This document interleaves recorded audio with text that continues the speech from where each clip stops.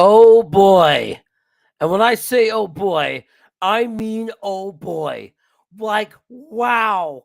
And we're going to be back to talk about it right after this. Don't not be Thibodeau. And here it comes, it's about to come in. Oh my God! They didn't. They took Sauce Gardner. Oh my God, they don't want an edge. Maybe he likes Jermaine Johnson at 10. Then we're not going to get a wide receiver? Garrett Wilson, wide receiver. Oh my God, no edge. Who's sitting there? The Jets traded up. The Jets traded up. Are we taking JJ?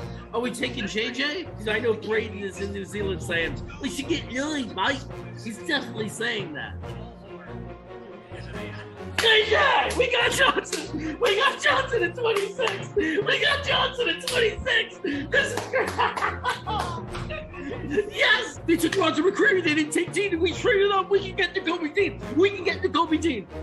It really is. They took Breece Hall. They took Breece Hall. Wow. I mean, look, I love Breece Hall. But there's also Jeremy Ruckert, who I think is the best tight end in the class personally. They took Jeremy Ruckert. They took Jeremy Ruckert. Yes! We got a Jeremy. We got a Jeremy. Oh, and the Jets pick, and it's Max Mitchell, offensive tackle. We needed that. That's wow. We took Michael Clemens. I never heard of him. A defensive edge.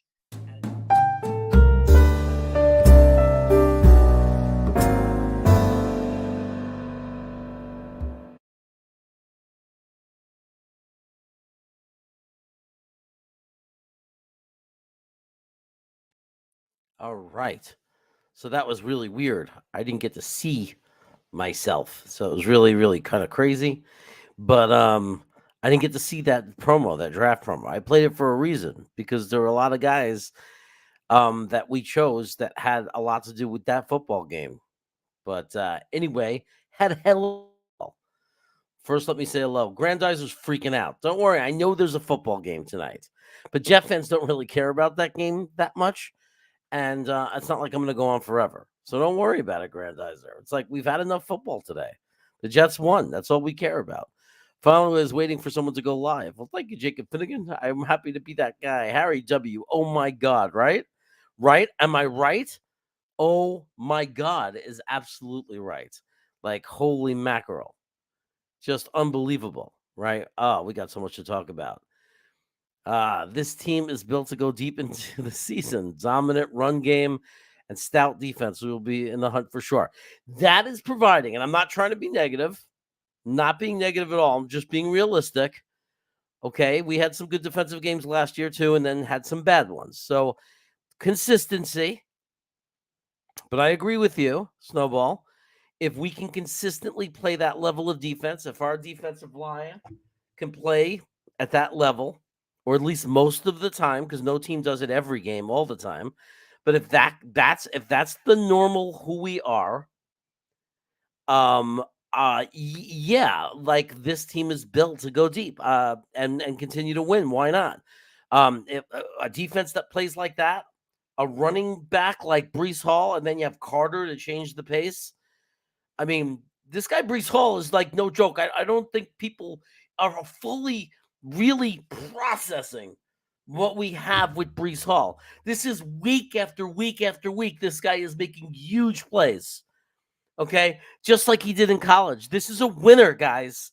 We got ourselves a superstar running back. This is a winner. This is a guy who's going to just be amazing for us. And can we already discuss playoffs this year? Why not? Every other fan base would. It doesn't mean we could say we guarantee it. It doesn't mean we have to walk around telling everybody we're making the playoffs, no matter what. But can we talk about it? Can we discuss it? Yeah, why not? Why not? We all agreed if we went into the bye week with 5 wins, we have a good chance at the playoffs, a real chance if you look at the bottom half of our schedule. We all agreed on that. We're sitting at 4-2 with a realistic chance of having 6 wins by the time we go into the bye week. Right? We have a realistic chance to beat Denver, a realistic chance. It's going to be a dogfight. And let me tell you something. Everybody better not freak out if our offense doesn't look that good or if Zach struggles. It is hard to go into Denver. But if we come out of that win, that game, if we come out 12-10, 13-6, I don't care how ugly it is. If we get out of there with a win, I don't care. I don't care about the numbers and the stats and who. As long as we get out healthy, if we come out of there 5-2, I mean, at what point? Now, look, knock on wood. I'm not trying to jinx it by discussing the playoffs, but being 4-2 right now, it's absolutely ridiculous for any fan of any team at 4-2 to feel that it's okay to discuss the playoffs because it just simply is. We just went into Lambeau. It might not be the best Green Bay team in the past 10 years, right? It's not might be one of their top teams, obviously. They've already lost 3 games now, but it doesn't matter. There's no more excuses that the league is going to make or the national media is going to make. No more. This quarterback, we beat that quarterback. Now it's going to be, well, Green Bay's not as good. No. We did what we were asked to do. We won that game. We beat Aaron Rodgers. We won that game, and our defense was incredible. We ate their offensive lineup for lunch. For lunch! We ate them alive. Quincy Williams stepped up. Quincy Williams stepped up. They both did. The 2 brothers. They all did. Sauce. Our secondary is incredible. Our defensive line all across the board. Rankins, JFM, Michael Clemens. Just rocking it today. But Quincy Williams, man. Quincy Williams was just, as Buffalo likes to say it, quite frankly, the best defensive tackle in the NFL, not named Darnold. Just, that's the only way to say it. This win changes everything for this team. It does. It changes a lot. It changes a lot. And even if it doesn't, if something goes wrong, we end up winning only 8 games, 9 games this year, even if that wasn't the case, isn't it great to feel the way we feel right now? Isn't it great? Isn't it great right now to be 6 games into the season and feel that we are a contender? We are in the hunt. We have every right to believe that we have a chance, very realistically, to make the playoffs this year. And why the hell not? We're 4-2. We got a game against a struggling team in Denver. It's going to be very hard, but it's winnable. And the New England game is winnable. These are winnable games. All we needed to do was to get to 5 wins by the bye, and we all agreed if we somehow pulled that off, the playoffs are not impossible. It's a reality. Now, if we win 6 by the bye, then unless we collapse, unless we throw it away,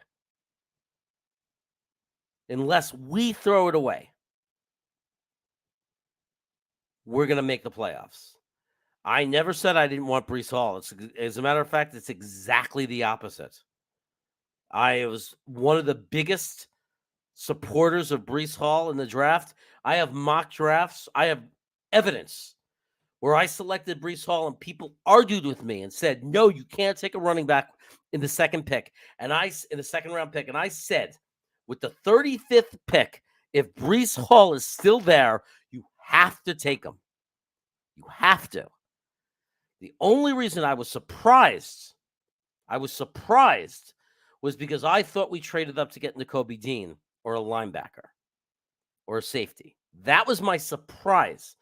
But now the draft promo I have might not show it, but you could hear right at the end what I was saying after I was shocked about that Breece Hall pick was I said, wow, they did it. They took Breece Hall.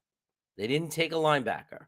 And then you hear me say, don't get me wrong, Breece Hall is the best running back in this draft. And then I was nothing but excited about Breece Hall because Breece Hall, all my mock drafts, I called him the best running back in the country. I showed tape on him. I was as excited as anyone at the possibility of getting a Breece Hall. And when people said we have Michael Carter, my answer was, it doesn't matter. If you have the opportunity to get a guy like Breece Hall, a potential franchise-changing running back, you do it. So was I surprised? Yes, because it's not what I thought we had done. I thought we traded up for Nakobe Dean. I didn't know he had the pec issue or whatever it was. I thought that that's what we did. So my initial response was, wow, they did it. They took a running back, which is surprising because everyone told me we would never take a running back with the second round pick, especially one we traded up for. But we did. And man, am I happy we did. 2015. Yeah. But it was a different team. It wasn't as exciting because it was Fitzmagic as the quarterback. It just wasn't the same because you knew I knew at least there was no real future. It wasn't like a young core of guys. Now it's a young core of guys, so it's different. Was it Dolphins podcast half hour ago and they're still discussing playoffs? They should. I would still be discussing playoffs if I was the Dolphins. I'd be excited to get Tua back on the field because no matter what Jet fans say, the Dolphins with Tua as their quarterback looks like a darn good team. And I am not looking forward to going to Miami and playing them. And I would not be overconfident. That's going to be a dogfight. We're going to be fighting for our lives to get a win in that stadium if Tua is back and healthy. No question about it. You're not going to get disrespect. I'm not a Jet fan that's going to put down Tua because people could say whatever they want about the kid. They win football games with him. He does what they ask him to do. So I wouldn't give up if I was Miami and not be talking playoffs still. I mean, obviously it's painful, and this is a hard part of the season. But remember, it's what you do in the end of November, December that really matters.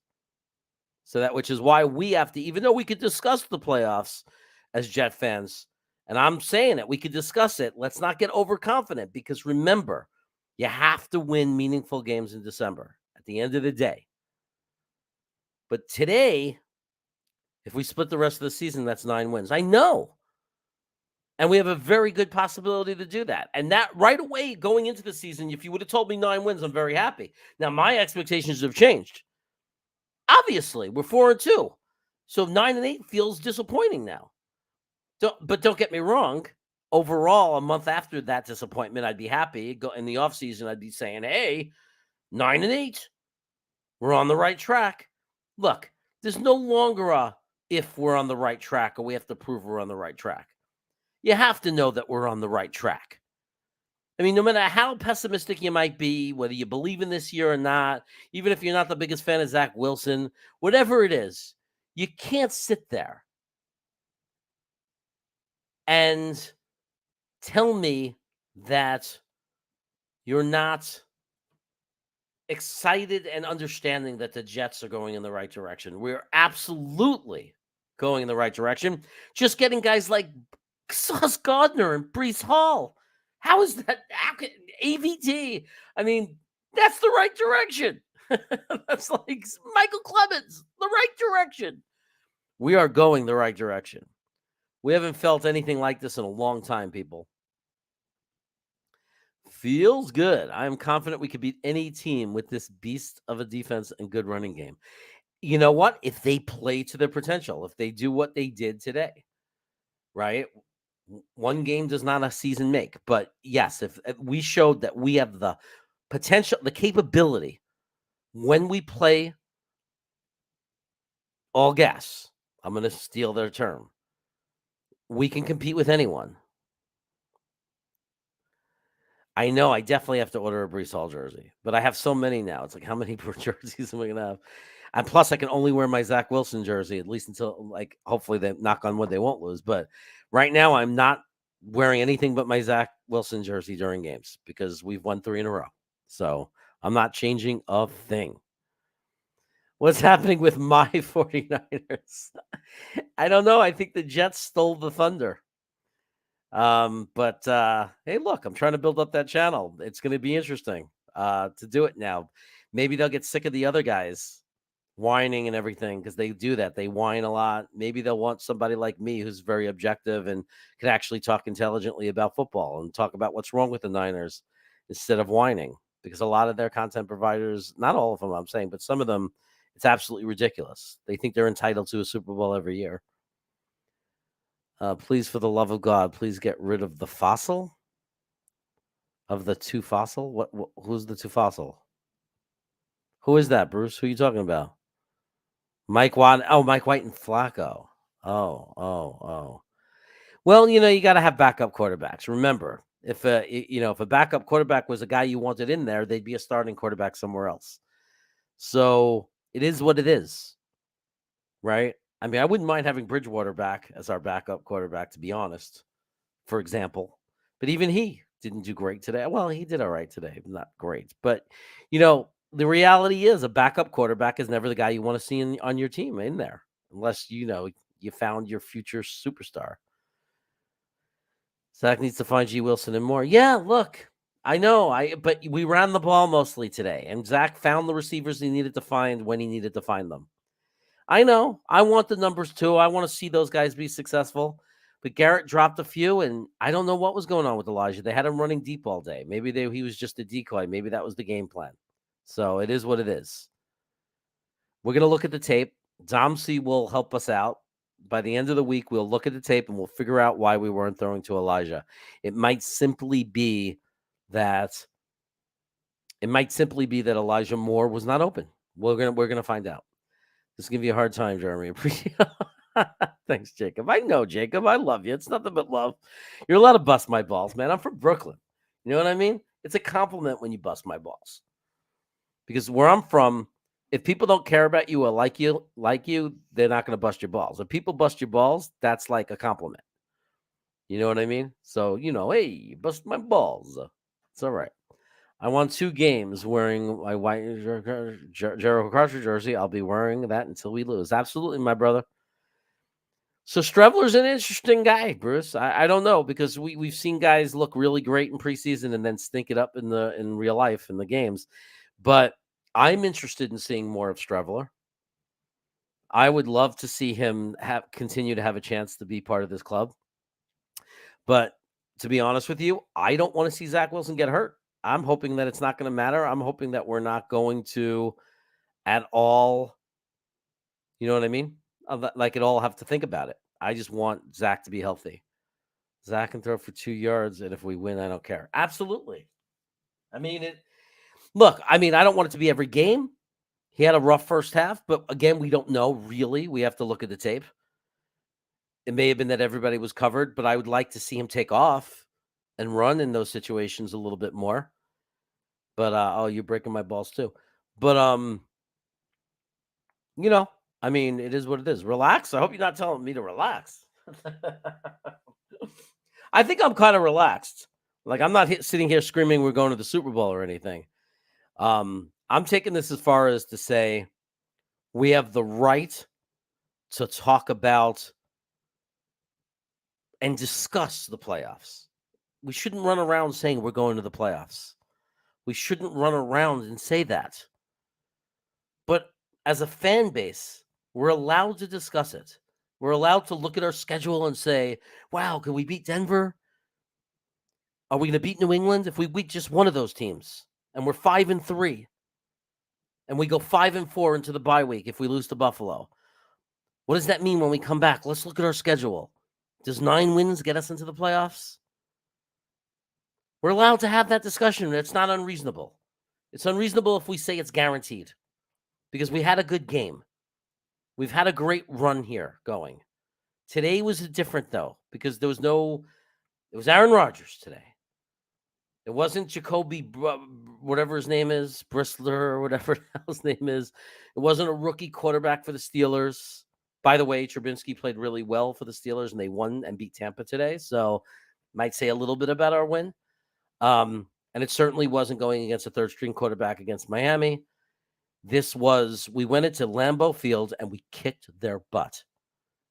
We absolutely kicked their butt. We won by 3 scores. We never let them make it close. Our defense absolutely dominated. And it's exciting. And if you look at the second half against Miami, in the middle of the third quarter, when our defense really stepped up, from that point through today's whole quarter, that's 5.5 quarters of absolutely stout defense. And that's exciting. And we're allowed to recognize that. Why, thank you, Daniel. I appreciate that. I know you guys had a tough one today, but again, Tua is going to come back. So you'll get your guy back, and we'll see what Miami has. I think it's all about the quarterback for them. I think they're a much better team with Tua. And We'll see how it goes for them. But look, we're gonna go into Miami. You got us in your home field. I'm sure Tua is definitely coming back because I think he could have played this week. They're just being extra cautious. And you guys will get back to winning. Our division's going to be good and strong. We all wanted New England to flop, and it doesn't look like that's going to happen. So it's going to be a tough division, guys. We're going to have a lot of internal battles. We're going to be fighting in our own division for wins, beating each other up. It's going to be rough. So we'll see what happens. Oh, hey, it's Mr. Chaos. What's up, Mark Reese, who beat me by 0.4 points in fantasy 2 weeks ago? He beat me by 0.4 points. That's 4 yards. If I would have had a running back, that's one reception. One of my receivers would have caught one more pass. Ridiculous. Quinnen's best game as a Jet. Yeah, definitely. Jody giving him an extension. I think they're probably working on it. They're talking about it. Brees doing the Lambeau leap was awesome. Yeah, man, especially because it was into a pile of Jet fans, which is cool. I think it's classless to jump into Green Bay Packer fans. Like, I don't like it when teams do that. I think it's obnoxious, and then they get upset if those fans hit them or pour beer on them. But the fact that he found them, that he probably did it ahead of time and knew they were there. The fact that he went up to Jet fans and ran up and jumped into the Jet fans, that's all good with me, man. It's all good with me. What's up, Robert S? How you doing? And Morris, we're going to PO. We're going to PO, pull out? I don't know. You're going to have to tell me. Jacoby Brisket. That's what I said, right? My mind is always on food. I think we could beat anybody with this defense on any given Sunday. If we play like that, yeah. Yeah. If our defense could play, but our defense got to play at that level against other offensive lines, right? So, but if they do, then yeah. Yeah. I mean, if you tell me we're going to get 4 sacks and tons of pressures and hits, then I'm going to say we're going to have a chance that game. Without question, we're going to have a chance that game. Look, the way we played today, we're competitive, but the Bills will be a great test, right? No one's can argue that. When the time comes and we play the Bills in a couple of weeks, that's the ultimate test. You know, that's going to tell us where we are. Are we going to get crushed by them? Are we going to keep it close? Like, what's going to happen against Buffalo? That's going to be a huge test. Denver, if we beat, people are going to say, oh, they're having a bad year. You know what I mean? So we don't know. Yeah, I mean, Denver's going to put a lot of emotion and energy into the Chargers, right? And then maybe we sneak in there and get a win. We'll see. Trent Dilfer won the Super Bowl. Don't talk to me about quarterback efficiency. I think you're responding to somebody else. Zach Wilson's going to get more efficient. Like everybody got to remember, Zach Wilson just played his 16th game.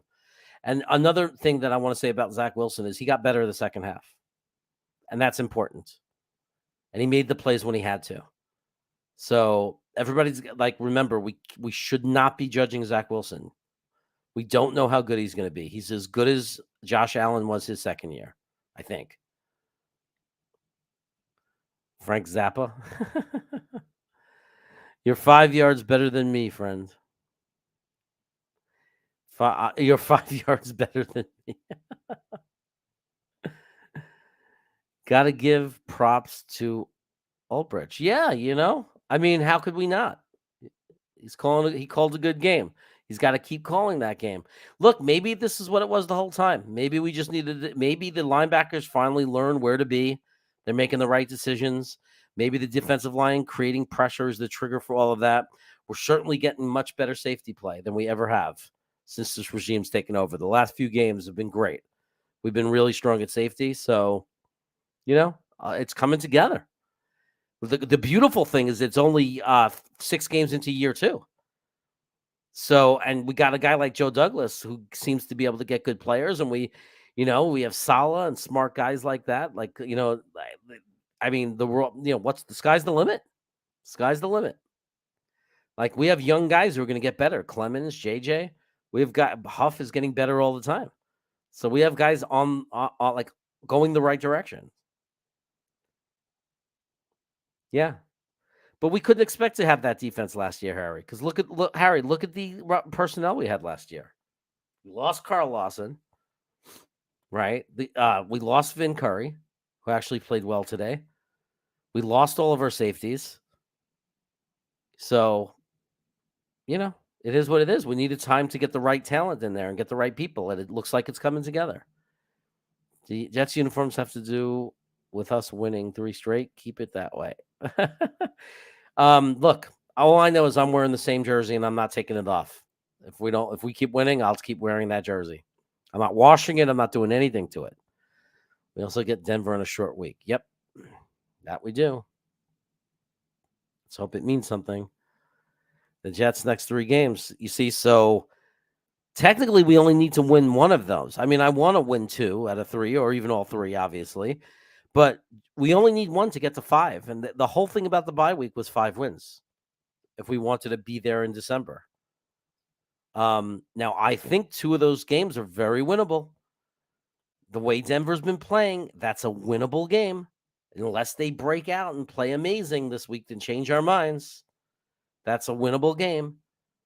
And then the Patriots, they played great the last couple of weeks, but they're 3-3. They also lost 3 games. So there's no reason why. And we have to be able to beat the Patriots eventually. And we look pretty damn good. So it's not like we have to only hope to play bad teams. We could beat good teams. So I don't know. Can you imagine beating Denver in the Pats? Can you imagine if I'm sitting here exactly 2 weeks from now talking to you when we're 6-2? Honestly, I can't even imagine it. It's nothing I ever would have dreamed of. It would feel not like this already feels like it's not real. Like I'm waiting for someone to wake me up and take it away from me. So Denver's D is good. Yeah, man, it's going to be a dogfight. When I say it's a winnable game, the reason I don't say we're going to crush them, if they had an average defense, I have no doubt we'd beat them. If they just had an average defense, I'd be like, okay, their offense sucks. We're going to shut them down and we're going to win. But it's not. But Denver has a crazy defense. So it literally might be a 3-3 game going into the 4th quarter. Who knows? We have to beat Belichick handedly. I would love to beat him, man. I would love to beat him. Believe me. I think we all would. Hey, I'm a new sub, Mr. Chaos. Do you like fettuccine Alfredo sauce? Go Mets. Oh, my God. Yeah, I like fettuccine Alfredo sauce. Jets. Yes. So you corrected yourself. You said go Mets and then changed it to go Jets.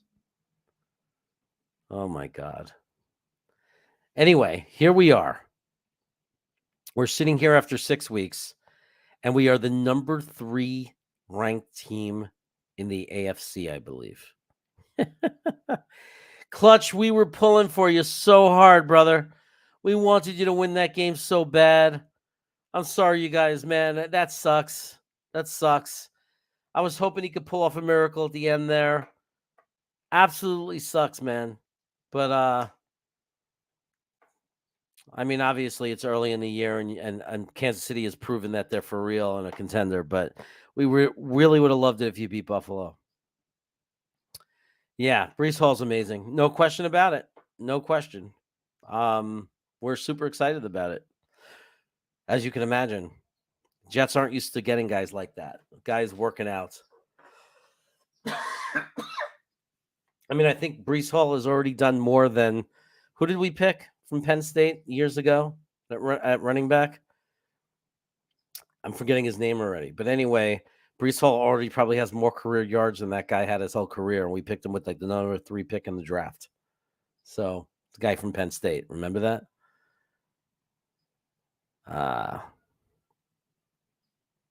But look, that game was crazy. My throat is hurting. It was amazing. We went up 24-10. When we were up 24-10, I was like nervous. Well, 17-10 freaked me out when they scored and got to 10. Then we got the block punt touchdown, 24-10, but I was like, it's not over. It's not over. And then when we got in field goal range, I was like, whatever you do, just don't turn the ball over. Like, as nice as another touchdown would have been, it was like, just don't turn the ball over. I would have loved 31 points, but 27 was all we needed to ice up that game. And we did it. So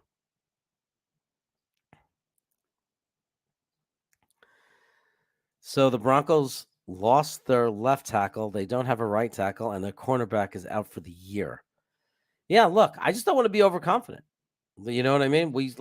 There's defenses still so far performed. So I don't want to be overconfident, but look, Brian, that's a good point. Like for why we could expect our defense to dominate and hope that it does and expect it to.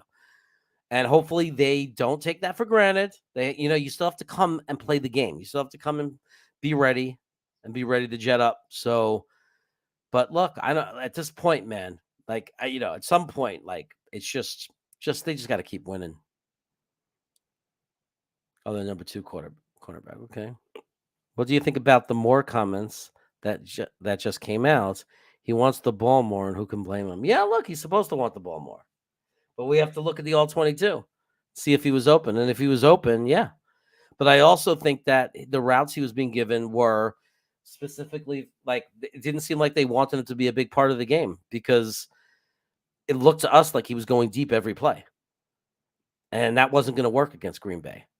And there were lots of chances for him to stop and cut in and cut across, cut to the outside and catch a ball on the sideline that they didn't take. So I don't know if it was setting them up for later. I don't know, man. I'm not a coach, but yeah, look, obviously you have to get Elijah the ball, but hopefully I don't think he's going to try to shake the clubhouse down or something for it. I think he's just making a statement. He wants to get involved. He's probably embarrassed. 0 receptions. It's not why he came into the league. It's probably not good enough for him. I just picked up Jets D in fantasy. That's good. Hey, we get turnovers now. We get sacks now. Why not? And next week, they're going to be a great play against Denver. That's for sure. No, it wasn't Bill Belton. Who the hell was the bust we got? It was like 20 years ago. We took a guy, somebody older must remember. I'm just freaking senile. What's the name of the Blair Thomas? That's right, Blair Thomas. Penn State. Thank you. What's up, Payo Time? Good to see you, brother. I know it's been struggling times for the Rams, but that Super Bowl hangover. It never surprises me, But I mean, would you really be that shocked? Would it be that shocking if the Rams would have now win 5 games in a row? Would it be that shocking? Wouldn't shock me. I don't know if it's going to happen, but it sure as hell wouldn't shock me. But you guys beat Carolina today. I saw you going crazy a little bit. I was there. I saw you. You going to whose house? Rams house. Remily. No, it was good, man. You shellacked the Panthers, and you got to win the games that you're supposed to win. No one could say, oh, well, it was just the Panthers because the Niners just got hosed by Atlanta. So you win the games you're supposed to win. Cooper Kupp keeps scoring me points, baby. Love my Cooper Kupp. So congratulations to you two, Payo Time. Can you imagine if we ever get a healthy O-line? Well, it's going to happen, man. I mean, our O-line looks pretty good now. So now imagine when Fant comes back and he's ready to go. And then Max Mitchell comes back. Suddenly, we don't even know what to do with ourselves. We're already having people argue that they don't want AVT to move back to guard. So that's going to be a controversy. And then think about next year. Like for this season, we'll be great. We'll get Mitchell back. We'll get Fant back. Then next year, I don't care what people say. Who says that Becton can't come back? Like Becton is not done. He's 23. Mekhi Becton is not done. If he comes, I'm saying it's a big if. Okay, maybe it's a big if, but it's not an impossible if. What if he comes back to camp at 350? What if he comes back looking great, weighing 350, and he goes into camp and he doesn't get hurt and he's playing great? It's a good problem to have, man. It's a good problem to have. But you see, but it's a good point though. When your defensive line plays well and your offensive line plays well, that's when you can win games. When you win in the trenches. I think that we're ahead of schedule. Yes, we're definitely ahead of schedule. Right now we are.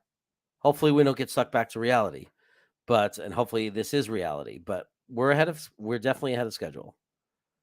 How did Zach do today? He did just okay. I mean, he wasn't very good in the first half from what we can tell. We have to look at the tape. It may have been that everybody was covered, but he looked very indecisive. He looked very uncomfortable. His scrambling was the worst I've ever seen. He's like, at one point, he literally ran into a defensive lineman who was being blocked. But then he manned up. He came back the second half and he made the plays that he had to make, which I think is very important for a young quarterback. So I'm going to just say it was an okay game. Zach Wilson was not the reason they won today, but he obviously wasn't the reason they weren't able to win, right? He didn't prevent them from winning, but this was not Zach Wilson's game. This was the defensive line's game, and this was Breece Hall on the offensive line. So this was Breece Hall, the offensive line, the defensive line, defense overall, and the special teams. And that's okay. We're allowed to win games because of that. To everybody. Nobody has to be upset about that. Every win doesn't have to be based on Zach Wilson being great. Remember, Zach Wilson is 23 years old, and he hasn't played a full season yet. Jets mess. What's going on? I am Snacks. You got that right.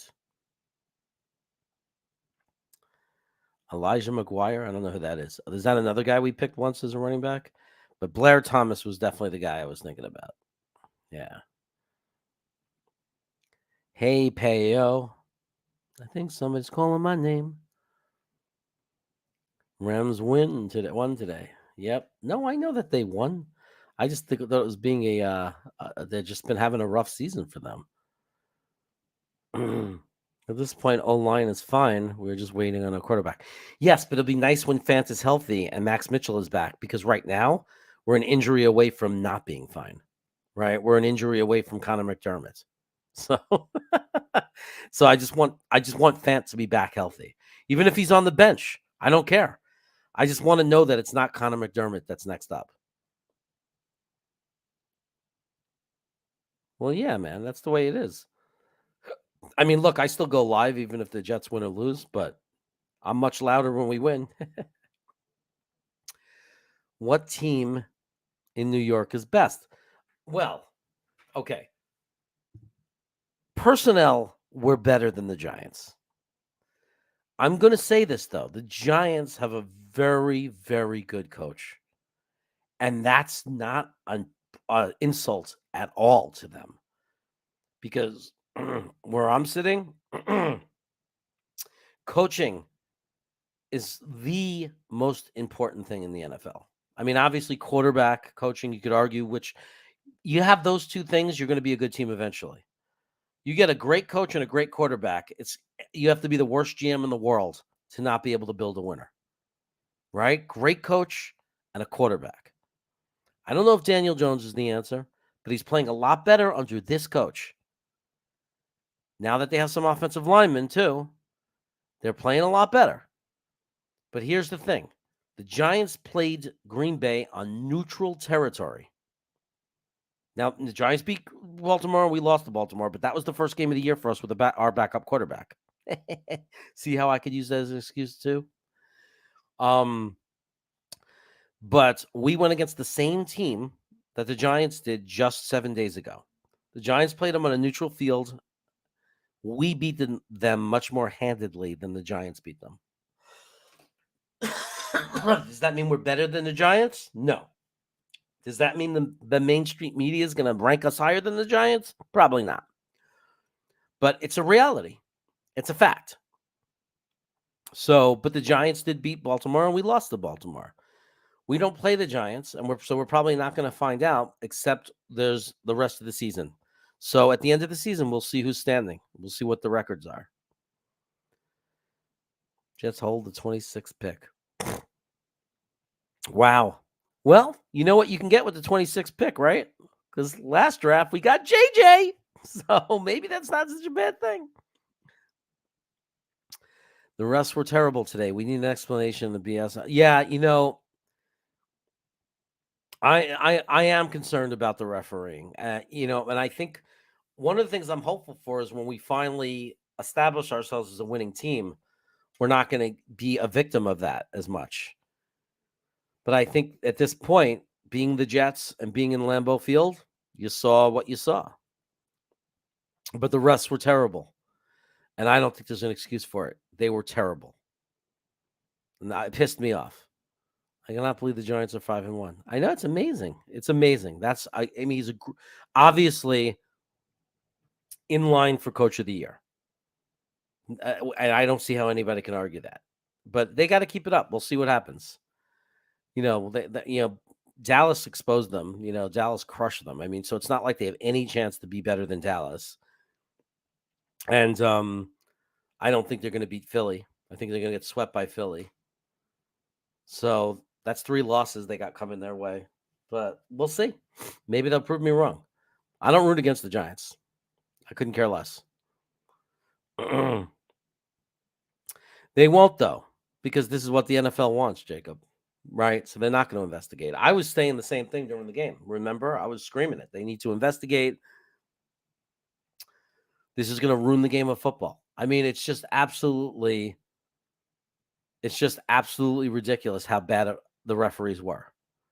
And I'm sick and tired of anytime our guys do anything close to a hold, it's called. And we're watching them hold our guys every play. Every play. Slow motion, watch it. We'll watch it on the All-22. Dom Seal pointed out. They're holding us every play. So it's like the referees just get to pick when they want to call a penalty and when they don't. They narrate the game. It's absolutely ridiculous. It feels like the only way we could win is the way we did today. We just have to just survive the calls and just win by such a big margin. Jeremy, I've seen enough. I'm all in on Zach Wilson as our future. He manages the game and makes big plays when he has to. I love that. I agree. I have no doubt that it's like people keep forgetting because they're comparing him to like Josh Allen or Patrick Mahomes. And people got to remember he's played 16 games in the NFL. And he's running the plays that are being called. And this offense, the scheme, is not built to make a quarterback look good. It's meant to win games. Today, we won the way the scheme is supposed to win. We took over at the line of scrimmage. We ran the ball. We started to do it almost at will. And then we made the passes. Zach made the passes he had to make. That's exactly how the offense is supposed to work. It was an ugly first half, but it was raining in Lambeau Field, man. It was tough. So we've seen tons of quarterbacks go into Lambeau Field and struggle. It's fine. But the point is, Zach didn't get worse. He came back in the second half, and he got better. And that's what you want. I'm excited about him. Seems like we have to play the refs and the opposing team. That's what I was saying, man. Yeah, I said the same thing on Facebook. I go, it's hard enough to go into Lambeau and play the Packers. We got to play against the refs also. It was absolutely ridiculous. It's frustrating, guys. But like I said, hopefully if we keep winning, that narrative will change. Maybe they'll realize, it's a New York team. Maybe it's not such a bad thing if they're actually winning games. Brady, Roethlisberger, and Russell Wilson all started like him. Yeah, I agree. Everybody started at some point. Well, Josh Allen is the best comparison because Josh Allen literally didn't explode till his third year. And if you compare the numbers from Allen's first year to Zach and now compare Allen's second year to the numbers Zach is putting up so far, it feels like a similar story. And they're similar style quarterbacks. Like they have some things in common. They have great arm talent. They're very good at, scrambling. So we'll see. I don't know how good Zach can get, but he's the quarterback, man. Like anybody who thinks we're drafting a quarterback next year is out of their minds. Zach would have to stink the rest of the way. He'd have to get worse so bad for that to happen. And I just don't see it. Yeah. Well, we were physical. I don't want to beat it down, beat it to a point where it's annoying. But the reality is we are the Niners East. I mean, that's what it looked like to me. We looked like the 49ers today. That's what the 49ers do. I'm on the West Coast. I'm stuck watching them all the time. So when they were good, I mean, I know they're struggling this year, but when the Niners are good, when they're good, that's what they look like. The year they went to the Super Bowl, last year when they were winning, that's what they look like. They get tons of sacks and pressure. They disrupt the quarterback like crazy, and they do it by sending 4 people. They have linebackers that are fast, quick, and really good in coverage. They play very, very physical. And they play very hard from the opening freaking gun to the last play of the game. That's how they do it. And I've been waiting for this for a year and a half or whatever it is. I've been waiting for, it feels like forever for me to say, oh, now it looks like the way solid 49ers defense looked. And that's how we look today. And believe me, that's a great thing. That's a great thing. And you know what?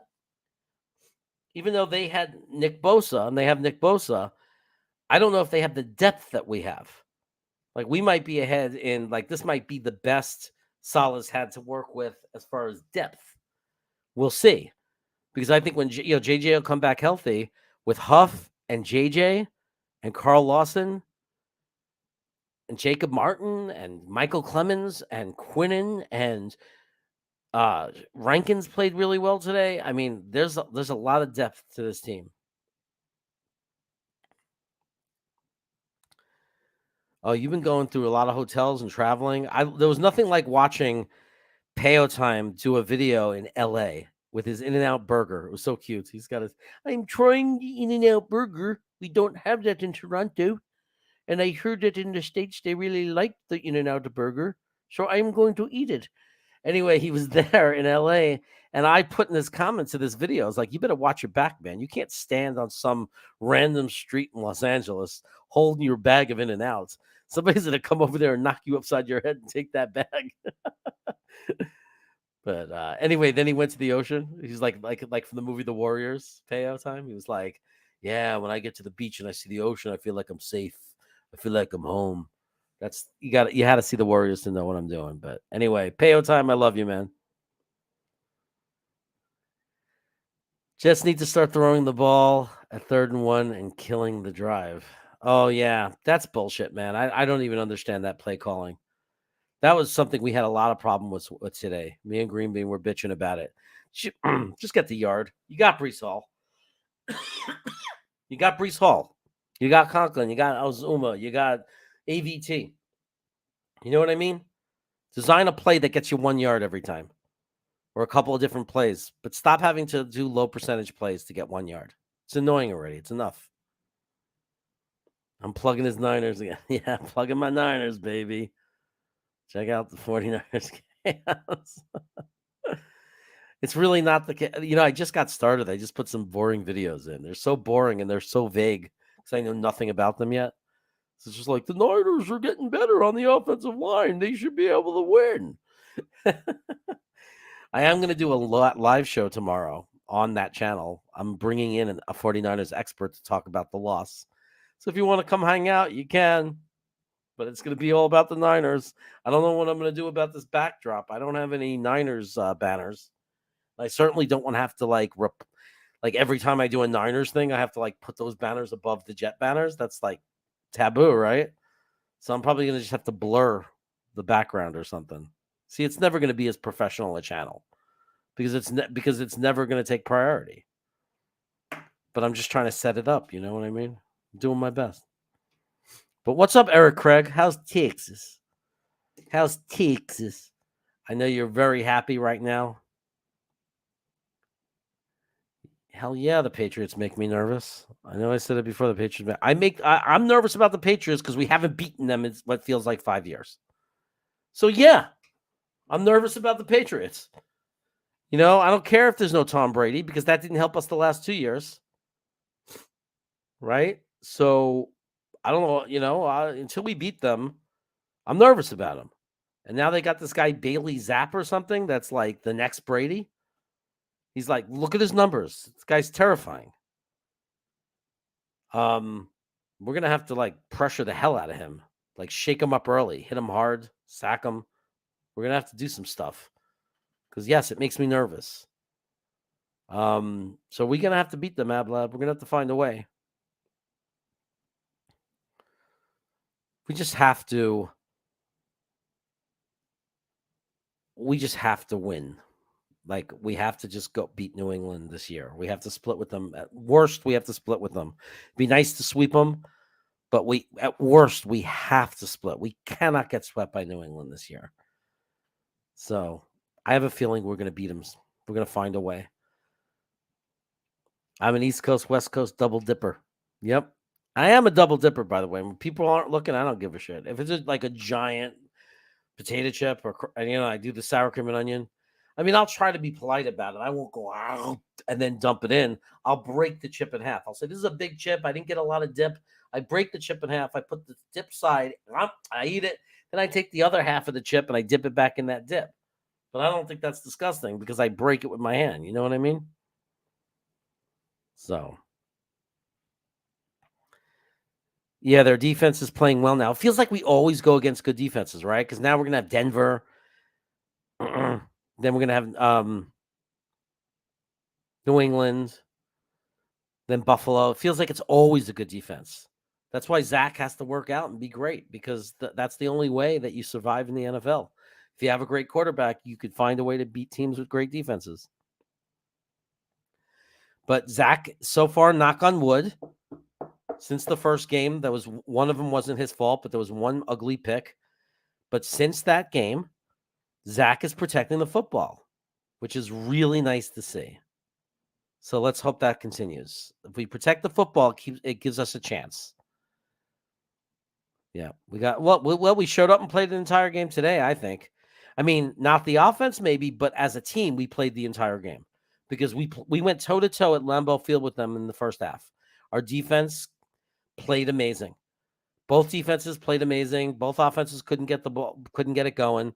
Then we came out in the second half when we were the better team. So today, to me, was a pretty much a full game today. Pretty much. Let me try to get that fixed for you. There you go. Breaking news. Jets just got called for another penalty. It feels like that, right? Food chaos. I should make a channel. I know. I used to have a channel with me cooking and stuff. I'm going to put one of those videos up on my channel. I have a channel where I have a video thing, a set of 5 clips that I edit into one where I'm videotaping my mother making her meatloaf and I'm commentating. And I actually think it's pretty funny. So I'm good. Texas is good. I'm hoping the Eagles can finish the Cowboys tonight so I can drink Packers and Cowgirl tears at work tomorrow. That's funny. You think the Fats will start Rob Jones is healthy against the Jets in a couple of weeks? That's a great question. That's a great question. I don't know, man. This kid's playing really good. He looks better than Mac Jones, I think. I haven't seen a ton of tape, I'll be honest, but I feel like his yards per attempt are higher than Mac Jones. Like he's not just dinking and dunking only, but I have to look at the tape. It's a really good question, man. I think we're going to have to find out. I don't know. I don't know because he really looks good. And they're going to have a little bit of a quarterback controversy, possibly. I don't know. Maybe I don't know what I'm talking about. Maybe the coaches have already made it maybe Belichick already said it's not a question that Mac Jones is playing. I don't know. But I'm not worried about either way. I'm not worried about that. I'm more worried about their defense. Belichick is a genius and he knows how to confuse quarterbacks. So we got to make sure that Zach doesn't, start to fall apart and fall for his tricks and throw interceptions. You're saying he looked like steaming garbage. That's just not true. Look, he didn't look great. I wasn't happy with him. I don't think he played well in this first half, but he played much better in the second half. He did. He played better in the second half. But until Dom C comes on my show and plays the all-22, I am going to hold judgment because I have to see the tape. I have to see if guys were open. If the receivers were not open, it's not his fault. If you're a quarterback and you drop back and nobody's open, it's not your fault. So he still didn't play well because he should have been more decisive and running and doing all those things. But then he came in the second half and did everything we could ask him to do in the second half. He did. He did everything he could do in the second half. He was fine in the second half. He finished the game fine. He didn't turn the ball over. Okay, sometimes it's going to be, it's not always going to be Zach that wins us the game. Sometimes it's going to be other parts of the team. That's like every NFL team. Think about how bad Aaron Rodgers looked today. It's not because he's old. Aaron Rodgers has had bad games throughout his entire career. It's not because he's old. Quarterbacks have bad days. Sometimes the defense for the other team plays really well. So let's don't worry about Zach yet. Zach did not he didn't fold. He didn't fall apart. He didn't start just chucking the ball. He didn't fall apart and start throwing interceptions. He kept his cool and he led the team. in the second half. He made a great pass to Corey Davis. He kept his cool. He did what he had to do. He ran the team, and we scored a couple of touchdowns. We did everything we needed to do because 2 of those touchdowns were, right. 2 of those touchdowns were drives, and then the one was the block punt. So, you did all right. It's fine. It's all good. Jeremy, remember your book. My book? Yeah. Okay. You want me to advertise it? Okay. I have a book. Me and my wife wrote it. It's called In Sickness and in Health. Go onto Amazon and you type in Jeremy Cravat and it'll show up. There's a book called In Sickness and in Health. It's a really good book. It's a memoir. It's all true. It's written by both me and my wife. You should check it out. It's a good book. And you can get it. It's dirt cheap. Like you can get it. If you have a Kindle, it's dirt cheap. If you have a hard copy and you ever meet me in person or you want to ship it to me, I'll sign it for you and write whatever you want. Belichick don't care. Zapp is the starter. Yeah, I don't argue that. I don't predict what other coaches will do, but like it wouldn't surprise me if he kept him. This guy looks good. Does anyone know the story about a penalty on the sideline today?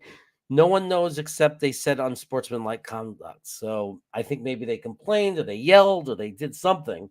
Maybe they cursed and the referee called them for something. And I hate that stuff. That annoys the hell out of me.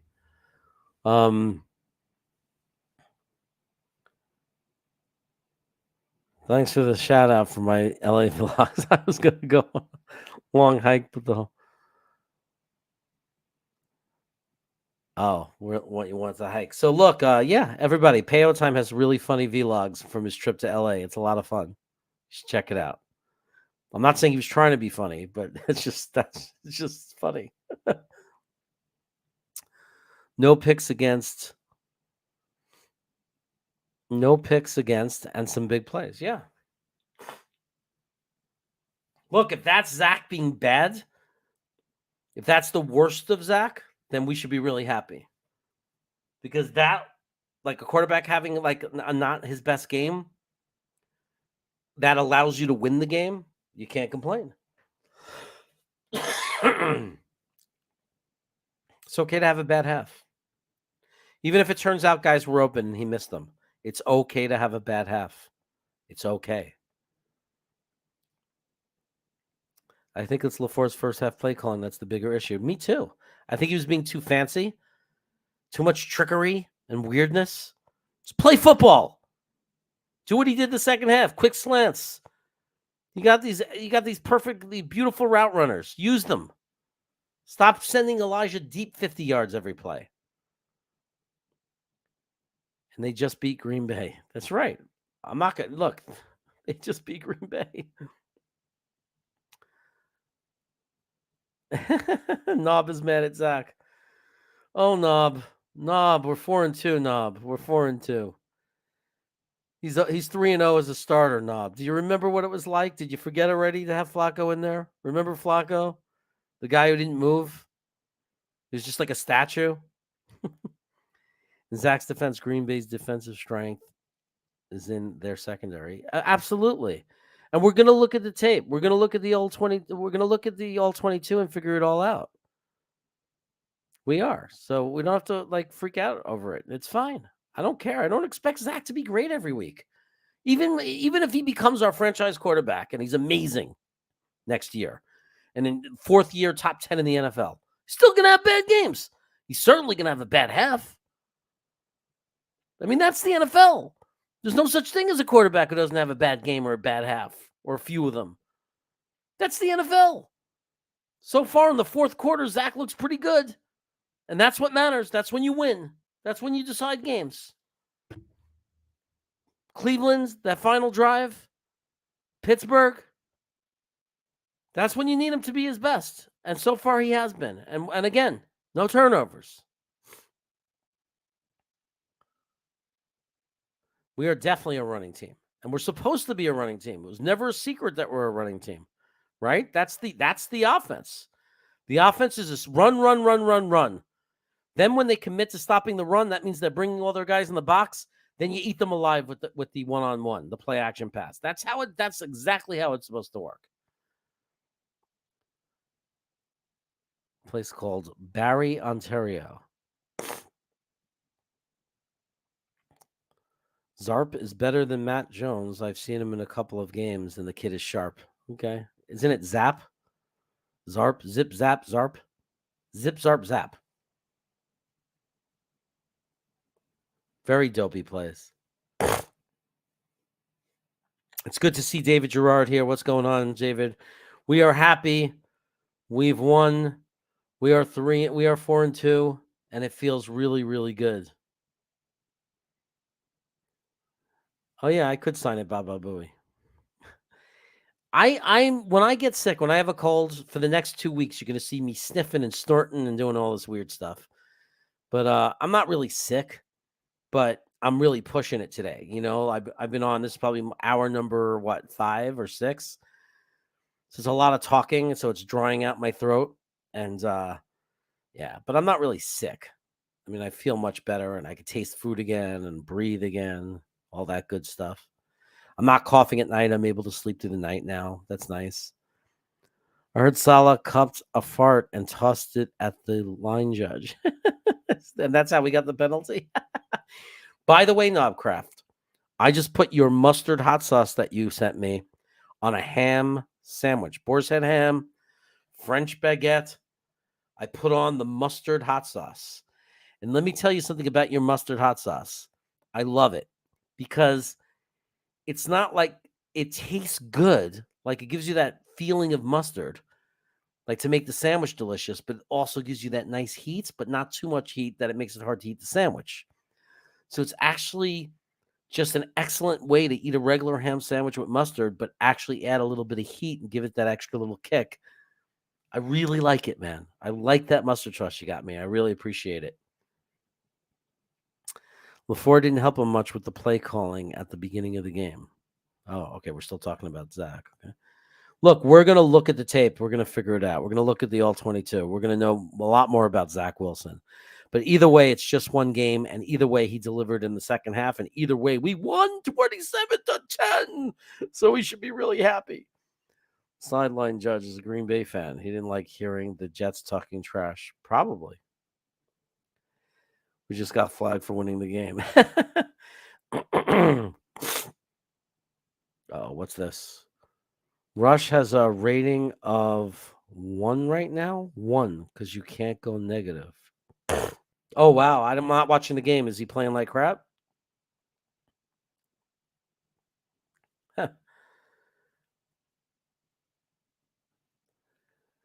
The look on Green Bay head coach LaFleur's face was priceless. Yeah, he was shocked. He was shocked.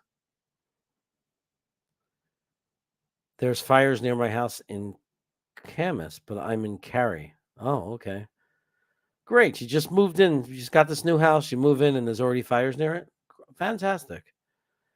Better not go near your house. Flacco, the Statue of Liberty. 2 weeks of schnapps. Exactly. That's my life. I'm a cravat. Believe me, we have tons of schnapps. That is Lee, by the way. In case you guys don't know, that's my brother Lee Cravat. So, by the way, so if I say, who is the improv man? What's his real name? Jets Mess would have no problem getting the right answer. Yeah, man. Hey, I don't know what your deal is with hot sauce. Are you going to try to sell them or whatever? Because I will promote the hell out of your hot sauces. Like, you know what I mean? I got to have the others where I could really taste them and give you honest feedback. The mustard one is the one I've really tasted as far as on food and really used it. So far, like you're batting 1,000 because it's a delicious sauce. I'd recommend it to anybody. So if you ever label it, maybe the name of your hot sauce will be Knobcraft, like Knobcraft smoking mustard, Knobcraft ghosts alive, Knobcraft Jet Special for that jalapeno green one. You call it the Knobcraft Jet, jalapeno Jets or something. Ecstatic about the win. Yes. How could we not be? So amazing. 3 in a row. It's been so long since we've won 3 in a row. 2015, I think. He made adjustments. Overall, he's good. He's got a lot of potential to become a very, very good offensive coordinator. Remember, just like any other job, just like players, coordinators grow. They get better and they get better, or at least the good ones or the great ones do. They don't start off great always. They evolve. And I think he has all the potential to evolve and be a really good offensive coordinator. Ever try a exclamation point steak sauce on roast beef hero? If you're talking about A1, yes. But I actually have a different hot sauce that I really like to put on my roast beef sandwiches, and it's called Hoff. And Hoff sauces, there's different ones. My favorite is their regular original one, but they also have Hoff Ghost if you want some more heat. So anyway, I love any red meat. I love to put the Hoff sauce on. It's delicious. It's Hoff. For those of you who want to look it up, go to the website, Hoff Hot Sauce. It's absolutely delicious, and they are actually very reasonably priced. I'm trying to open myself a shop where I can make and sell small batches. Yeah, maybe like farmers markets or something. That's how you get it going, right? But you do a very good job, man. Like so far, so good. I'll give you reviews on the other ones as soon as I get a chance. Jeremy, tell Buffalo Jet I got beef. I got beef with him. Okay, I will tell him. I'll say David Gerard has beef with you. He's probably going to want to know why. So I sell it out of the restaurant now. Oh, you sell it out of the restaurant. So is that, I forgot because one person told us they run a restaurant, but it was like a chain that I think they manage. And I actually had heard of it, the chain, but somehow I don't think that's you. Do you actually own like mom and pop, your own restaurant? And if you do, where is it? And one day I really hope I can come and hang out with you in your restaurant. I grew up in a restaurant. My best friend in the world, his father was my second father, like a godfather, uncle to me. So I was raised in an Italian restaurant. So I love that. I'm used to that. I'm used to like being in a restaurant with the owner, hanging out, talking food and all that stuff. And it's not, and believe me, there are lots of restaurants where that ends up happening, and I become very friendly with the owner and the chef and everything like that. We should send Lizard a bottle of cheese sauce. Lizard, you mean? Green Bay wide receiver got lost in the cheese sauce. Oh, you work in the Hilton right now? Okay. Still want to come there. So so you work in the kitchen? Are you the chef? Hoff and Pepper. Hoff's House Hot Sauce. Yes, Hoff and Pepper. That is the name. You're right. Grandizer is the best. He does all the research. I was raised in Italian restaurants too. That's awesome. Yeah, in Brooklyn, a little place called Bruno's Restaurant, Canarsie. Pizzeria in the front, then a restaurant in the back. And I grew up in that place, man. And then they moved to Staten Island. It was a place called Zio Luzzi. And the son, which is my best friend David, became the owner with his father. And even when I was working in technology before I went to education, when I would travel to New York, I would go and end up being put to work in the restaurant. Even like Christmas break, I'm visiting my friends in New York, visiting my family in New York, my Italian family. And of course, I end up in the restaurant working. But I loved it. I learned everything I know about food in that restaurant. I learned everything in that restaurant. I just saw Hoff on Heatonist. Yeah, they got a sauce on Heatonist. They did. They're on the show. They finally made it onto the show, but they had to craft a special sauce that's only available on Heatonist. I think that's part of the deal. But any of their sauces are great, AbLab. Their sauces are wonderful. They have a coffee, like Wake Up sauce, and it has like real coffee in it. I got a gallon of that. It's one of my favorites. But their sauces are all good. If you want something hotter, if you want the heat, you have to get the Ghost. That's the hottest one they have, but it's still not too hot. Like it's not hot that you can't eat it. But it does have the most kick. Executive chef at the Hilton. I love it. You know all about cooking. Hoff and Pepper's hot sauce. Yeah. Try the Baba Booey flavor. Minnesota Jet fan, what's up, man? I love how the Jet fans, like, that's becoming such a popular thing. We have Minnesota Jet fan, we have Indiana Jet fan, we have Iowa Jet fan, we have Utah Jet fan. I was once Sacramento Jet fan. I was. That was my initial screen name. I can't go to bed. It's so hard, right? Because you're all excited and you're all pumped up. I know. I know the feeling, my friend. I might have to take something to help go to bed tonight. My dad and grandpa had a joint in the Bronx and in Old Tappan. Oh, nice. Man, that place in the Bronx had to be good. You don't last long in the Bronx if you're not good. Best Italian restaurants used to be in the Bronx back in the day. DeFaro is the best Brooklyn pizza to me. Was lucky enough to see Dom do his thing. Yeah, so DeFaro was special. You know, there's DeFaro's still open, and there's one in Staten Island. There's also a DeFaro Pizza Tavern in North Carolina in Raleigh, Durham area, where me and Adam went there. And it's not as good as the original, but it's really good. I mean, crispy, perfect crust. It's wonderful. But the place I ate in Staten Island near DeFaro in Staten Island that Sack Exchange took me to was, I forgot the name of it. I'll get it one day. I'll get it from him so I can tell everybody next time. But it was like one of the best pizzas I've ever had in my life. It was absolutely insane. Melvin, what's going on? They might as well keep the Rookie of the Week belt in New York. Exactly. It's our belt. It's our belt, man. The Williams brothers were lit today. Yep. It was all about the Williams brothers. My brother loves John's. Yeah. 1980s. No. John's is good, man. John's was like, one of the original, like, Grimaldi's, Tortoni's, John's, but now there's a million places. But, who cares? They're all great. I don't care about who's better, this better, that one's better. All I care about is it great? Do I want to go back there?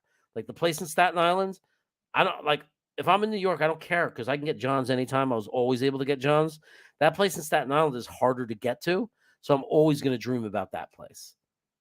You know what I mean? It's always going to be more the desirable place because it's not as easy to get to. John's is John's. Yeah, I go, I used to go all the time. It's just I used to get off the C train at West 4th Street on the way home from work. Say, I'm in the mood for pizza. And if I had a buddy with me, if we were going home together, we'd both go and get a pie from John's, or we'd go to Joe's and get a couple of slices. So yes, it's wonderful, but it's one of those places where I'm so used to being able to get it. It doesn't get me as excited as a place I only got to go to once, and it's really hard to get there. And, none of those places, to me, obviously L&B is where it's at. So 4-2, where's Brady Quinn? L&B is not, by the way, the square pizza, as much as I love it, I would not pick it over those other guys.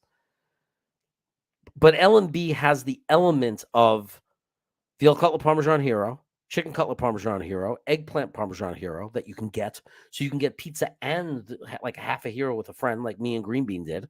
And they have the spumoni. So now it's becoming a whole experience. It's more than just the best pizza.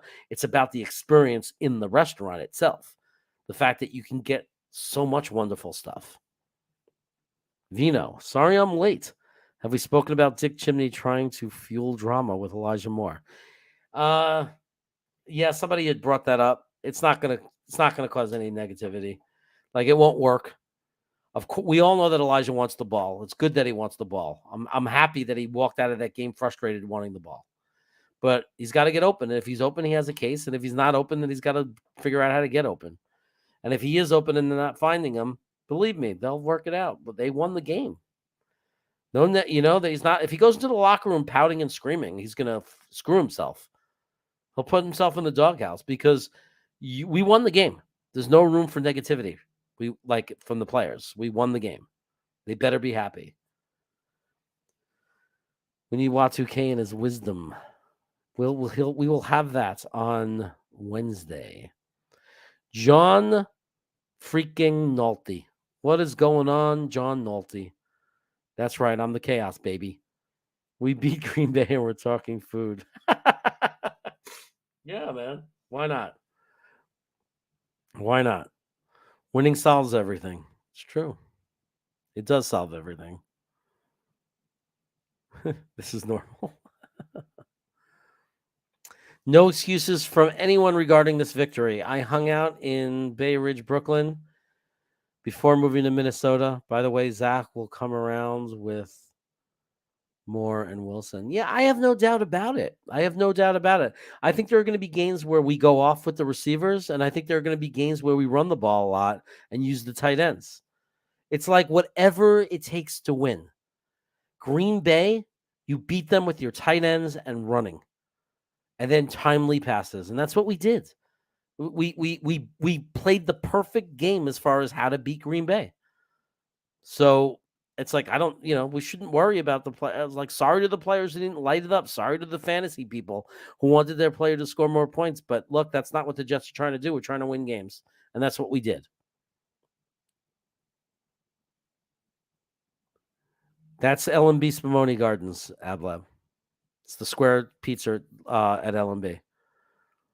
The sauce goes on the top. V-Man checks in. We go on a run. Yes, we are on a run, aren't we? Is Denver a trap game? We have to keep the same game now. Yeah, it's any game could be a trap game if your team gets overconfident and forgets how they got there. And they got there with really hard work. So yeah, if we ever stop, I hope that our coaches would never let it happen. And I hope we have the kind of team that would never let it happen. But we have to treat every game. You have to get up for every game. Because if you're anything less than 100%, you're going to get crushed in this league. Teams have to learn that sometimes. They get all full of themselves and they come in and they get their butt kicked. And they learn. Like in this league, any team will whip your butt if you take them lightly. You have to come in ready to play. I think that a young team with tons of energy and hunger, and they're hungry. I think I'm not too worried about it, but we're going to have a really tough time offensively against Denver. It's going to be really hard to score points. So our defense is going to have to play great and keep us in it, and it's going to be a dogfight, and it's going to be a very low-scoring game. But at the end of the day, we have two running backs that are capable of breaking a big one, and we have wide receivers that are capable of breaking a big play. And that's the way you win that kind of game. I love it. We actually have to worry about trap games. Who would have thought? It's crazy, isn't it? But you got to be careful. You can't get in your head. Like you can't get a big head. You really can't get a big head. I seen it kill a million teams. You got a young growing team. They're starting to play well, and then they start to think that it just comes easy. And they forget that what got them there was working hard. It's kind of like Rocky. Remember? You have to have the eye of the tiger. As soon as you lose it, the next guy that has it's going to beat you. Quincy Williams is turning into a superstar. I think he is already a superstar, but I get the sentiment, and I agree with you 100%, my friend. Quincy Williams is turning into a superstar. I'm hungry. I'm always hungry. It might be more of a trap game for Denver. They play the Chargers in LA tomorrow. If they lose, they may think they can beat the Jets in Denver. Then they got to go to Jacksonville and play the Jags. Yeah, it's possible they might overlook us. You never know. But you think at some point someone's going to take us seriously, though, right? So the pressure is on Denver. I think the pressure definitely is more on Denver. That's the great thing is we could have fun right now. We're already overachieving. So the pressure's certainly not on us. I mean, we would, and I said it before this game. Look, I want to win. I love it if we win. It'll be so great if we win, but there's not really pressure because if we lose, we were supposed to lose. So right now, the desire, the hunger to win is more about loving winning than it is the season's over if we lose.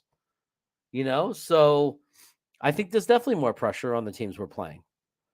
We're the top 3 Jet players that impressed you today.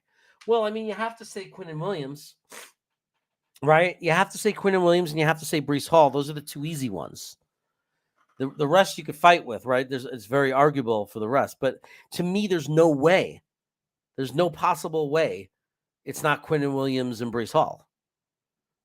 Those were the most dominant players on their side of the ball. Now, I named some players I really liked today. Quincy Williams on defense, if I was to have to go to another guy, was pretty awesome. CJ Mosley had a great game. But I think Quincy Williams made it a physical game. I think he got into the head of the offense for Green Bay. I think they were like feeling the footsteps and dropping balls by the end of the game. I think they didn't want to catch the ball because he was hitting them so hard. I do. I believe that. Offensively, AVT is a potential player of the game every game now. The fact that he's stepping in at tackle and doing not just holding it down, but doing a great job is absolutely something that cannot be ignored. You can just fight over the two tight ends. They both made great blocks that helped spring Berrios on that run. There were other blocks that they did too that really helped Breece Hall. So it's hard to pick that third guy. I mean, if I had a gun to my head, I'd say the number 3 guy that I would pick is probably Quincy Williams. You can make an argument for Clemens, but that's what I like, right? When you can make multiple argument for multiple players, I think that's pretty cool. John Nolte, thank you for the super chat, my friend. John Nolte, my friend John, he's such a great guy. He is ready for my public flogging. I was a Quincy Williams basher heading into the season. That's fine though, because it doesn't mean you didn't root for him, right? We always talk about that. Like, it's okay to be down on players and not believe in certain players, as long as a Jet fan, you always know that you root for them while they're wearing our uniform. Now, Quincy Williams was not living up to his draft pick, and he was not living up to a guy that was worth paying $20 million a year to. And now he is. So now we're going to have to pay him $20+ million. We're going to have to keep him on the team. And the best part about it is it's not because it's a contract year that he's playing this well. It's because he's finally surrounded by better players. He finally has good edge guys around him, and he's finally healthy. Remember, last year he went in with the foot problems, so his head now he's completely healthy. He has good edge rushers around him, and now we're seeing what Quincy Williams can do. What Quinton Williams can do. So yeah, it's okay to take your public flogging.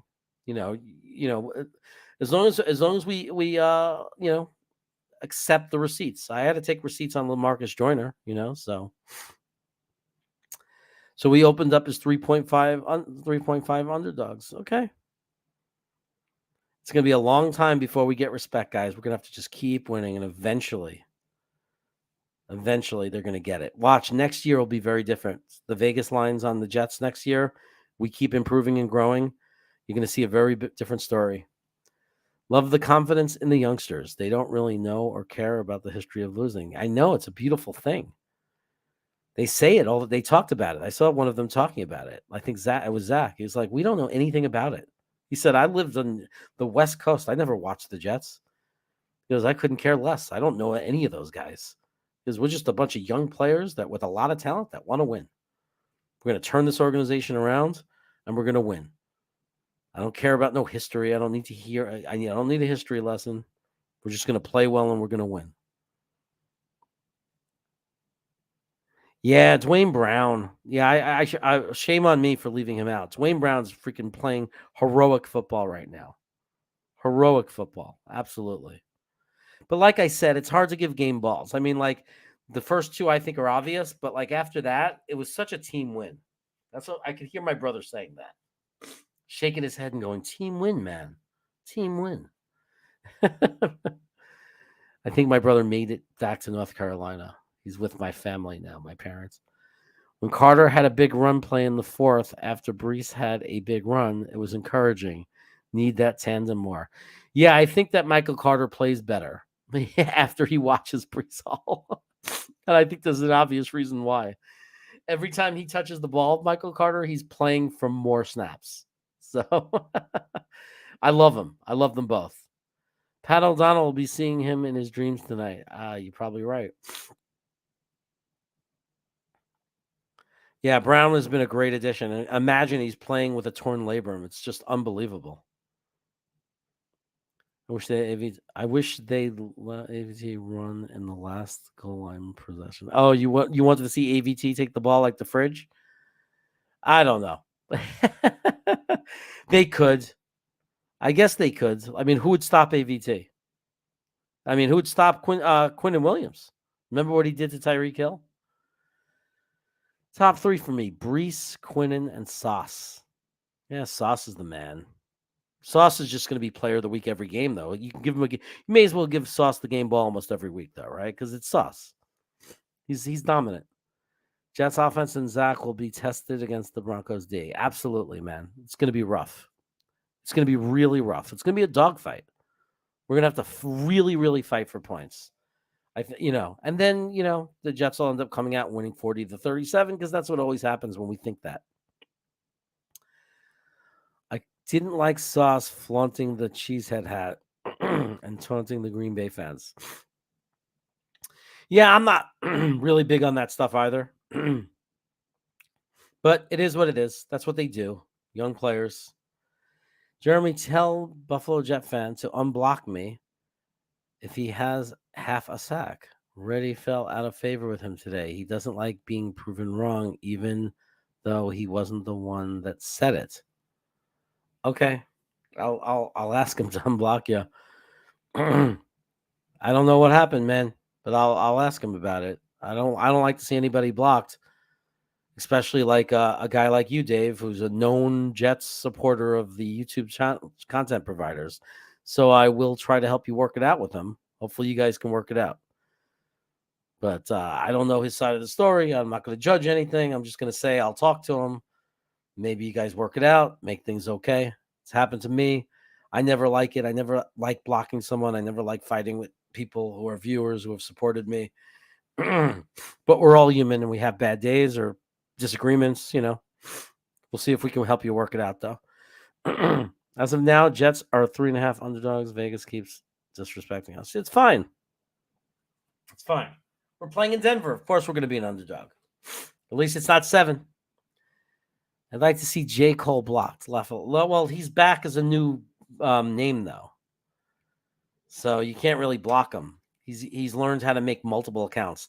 See, John Nolte, you're kind of like an older fella. You got your email account for Gmail. You created your YouTube or whatever. You don't even know how you did it. And now you're forever John Nolte. You wouldn't even know how to change it. If I told you I blocked you and you still wanted to listen to me, you wouldn't even know how to create another account because you're an old fella, right? But Jay Cole's a young fella. So he can make 15, 20 accounts. He knows how to do it. So there's no point in blocking him. He's just going to come back with some other name like Fried Ravioli. And there he is, back again. You know what I mean? So it is what it is. I always support every channel. I replied with a tweet of his own, and he blocked. I always support every channel. I replied with a tweet of his own, and he blocked me. I would like to continue to support his channel, but I was blocked because I replied with his own tweet. Very childish. Okay, I'll talk to him and figure out what's going on there, bro. I have no idea. But I promise I'll talk to him. It's very easy to unblock someone. So he should probably just put you in a timeout too. Like, I got to talk to him about that. You don't go from 0 to block. First, you do the timeout thing. Laughing out loud. Yeah, I know. He's a chameleon. I'd like to continue to watch his channel. I know you would. I'll tell him. You're pretty tech savvy. Oh, you're pretty tech savvy? Okay. You were the guy in the construction team that used technology to figure out like where to put the lever or the beam. John, do you want to come to California, stay with me, and like do some work around the house, help me out? Because I'm a spaz and don't know anything. I got a door that's down. I need someone to help put the bolts back in or whatever, the hinges. And I got to put this wooden glue in the holes because the holes are too weak for the screws. So I got to reseal it and then rescrew them or something. Probably a piece of cake for you. Come on, John. Come to Sacramento. I'll buy you a beer. I sent a super chat to Buffalo. He skipped me. That is definitely by accident.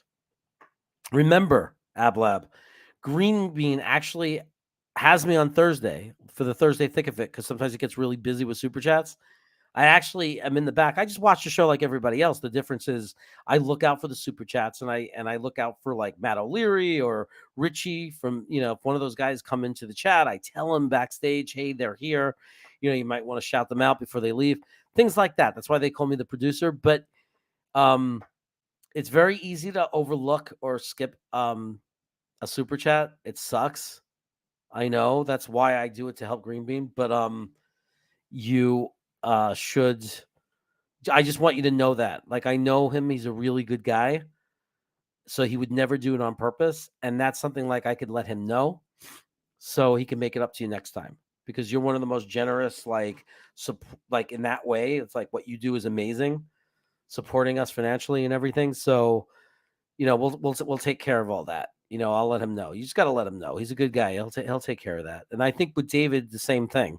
I think maybe you rubbed him the wrong way. Maybe he got annoyed because other people were giving him a hard time. It is what it is. But like these things, we got to get past these things, especially when we're winning. You know what I mean? So, but you know what I mean? We all just get along. We all got to get along. There's only one guy I can't get along with, right? Because this one guy went absolutely over the top, ape shit personal with me for like no reason, like for really no reason. It's the only guy. But it was way back when. It was like over a year ago already. It was before I even had a channel. Based on an article I wrote.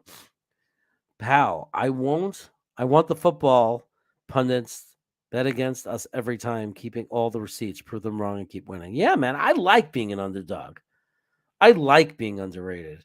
It's fine. It doesn't matter. Some people we get like, and myself included, have gotten so upset about it. Who cares? Let them say we suck. Who cares? It doesn't affect anything. The only thing that it affects is, okay, two things that might be affected. If the perception is we suck when we don't because of these idiots, the referees might be more likely to screw us over because they will need to protect their narrative, right? And number two, maybe it means we don't get primetime games if they don't respect us and for being as good as we are. But that doesn't make a lot of sense because I think they want the New York market. So I think they're going to look to have us in those big games. But yeah, let them disrespect us. I don't care. When we're sitting there and we have Zach Wilson and Salah holding up that freaking Lombardi trophy, they could still say that we suck. I don't care. It's not going to take away from me getting that Lombardi tattoo right under that Jets chaos, baby. Right under that Jets chaos is going to be the Lombardi trophy. And every year we win it, it's going to be the name that we're going to tattoo on the year. So hopefully they'll win like 10 and I'll have numbers all the way down to my fucking wrist. Anyway. Well, thank you very much, Gerard. Thank you so much. I appreciate that. That's why I want to help you get along and make sure we patch things up with Buffalo because you're a great guy and he's a great guy. I built battlefields and maintained parks. Oh, you built ball fields and maintained parks. John Nolte, you just love to prove how worthless you are. No, I'm just kidding. Thank you, Green Bean. I try to do a good job for you. I do. I love it. I love having it. I feel so special. It's like having a backstage pass to the best show in America. You know what I mean? It's like I get to sit backstage for like the show, for the guy. But then I get to do the watch party with the guy. I get to actually be on camera with the guy. I get to have lunch with the guy when I'm in town. It's cool. I get to be lost in Richmond with the guy. Green Bean. He couldn't get enough. He's always in the background there. Buffalo been fin up time lately. His head's a little inflated. No. Come on. That's how it feels. But when you work it all out, you won't feel that way. Thanks for explaining. We love you guys. We love you too, man. Seems like every week we play two teams, our opponents and the refs.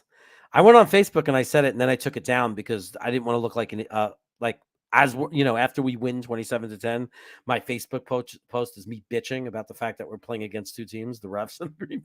But I really do. I feel the reffing is really bad, and I'm very concerned about it because I'm afraid that it's going to cost us a game. I really do. I'm really afraid of it. Because it's really very, very blatant. It's not an exaggeration. Like me and Green Bean, it was no joke today. We were trying not to let it ruin our mood because we were really playing well. We wanted to enjoy that we were competing against Green Bay, but it's really hard to hold it in when it's so blatant and you see your team being cheated. And it really felt like we were being cheated, especially when you're watching the other team hold your guys. And it's so blatant. Jeremy, did you get a 49ers? No, I'm not getting a 49ers tattoo. Okay? I am not getting that.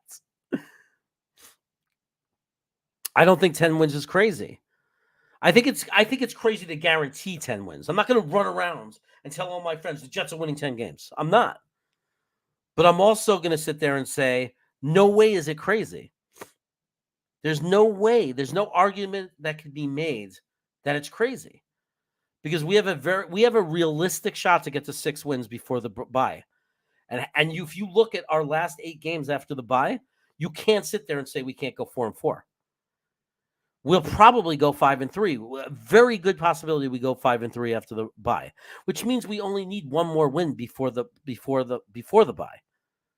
So it's absolutely crazy for us to not think that 10 wins, 10 wins is definitely not crazy at this point. It is no longer crazy at all, especially after beating Green Bay and Lambeau. It is not crazy. There's a million ways we can explain, and I just did, why it's so possible that we could win 10 games. Because we are literally on the edge of winning 5 if we win one of the next 2, right? And then go 5-3. And if we win 2 and we get to 6 wins, then all we need to do is go 4-4 against the lightest part of our schedule. So nothing's guaranteed, though, because your team has to be, teams fall apart. Arizona, look at the last few years. They start off 7-1, 7-2, whatever. They look like they're going to be a serious team, and then they fall apart. So we got a long way to go. But is it crazy to say 10 wins? No. Why would it be crazy, right? Think of it. Let's minus the 6 games off. We got 11 wins left, 11 games left, 11 games, and we need 6 wins. So we need to go 6-5. Why can't I? Is that crazy? 6-5? I don't think that's crazy. I don't think it's crazy at all. So no, I don't think it's crazy to say 10 wins. I'm very hopeful that we're going to do it now. I've raised my expectations. I think we have a chance. I'll tell you what, I definitely, unless we collapse, I mean, knock on wood, if everything goes right, we're going to get what Frankie, what almost everybody, what Green Bean, what everybody has asked for. Brian has said it. Matt has said it. What do we want? When that graphic in December goes up there, when it shows the playoff picture, we want it at a minimum to be one of the teams listed in the hunt. At this point, the way we're going, there's a chance we're already going to have that spot, and we're just hoping we don't blow it. So we'll see. We would have been first place in our division, second in the AFC if Buffalo lost today. For the love of God.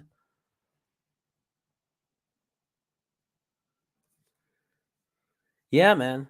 What about tomorrow morning? What about Victory Monday? 3 in a row.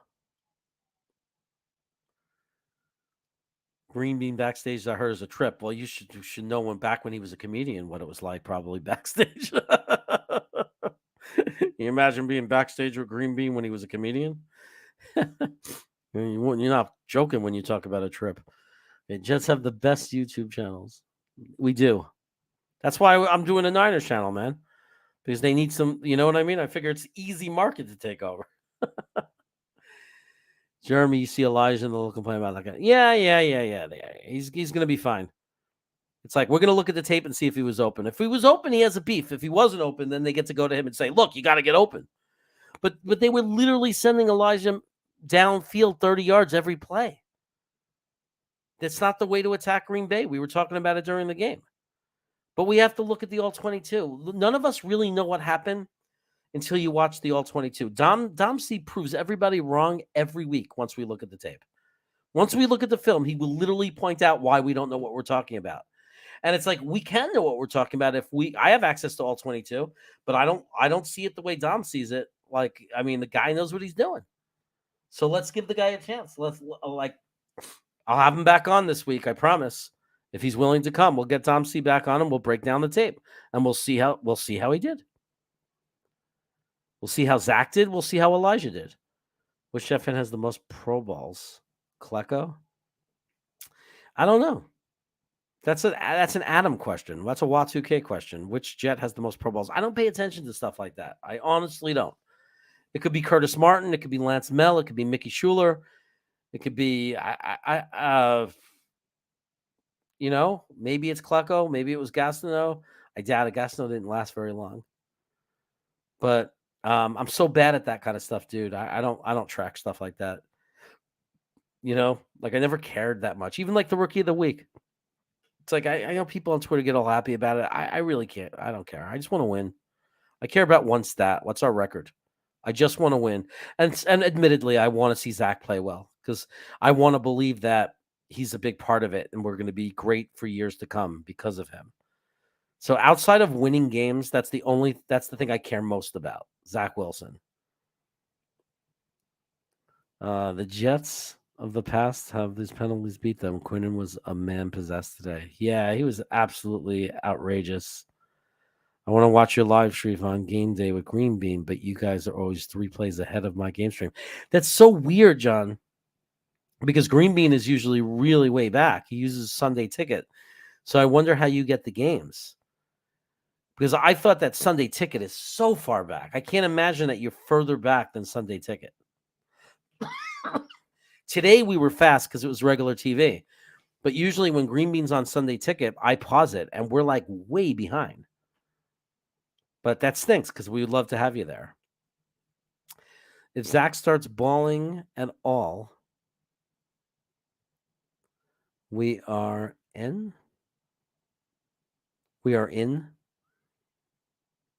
Well, if he starts balling, then yeah, we're going to be ridiculous.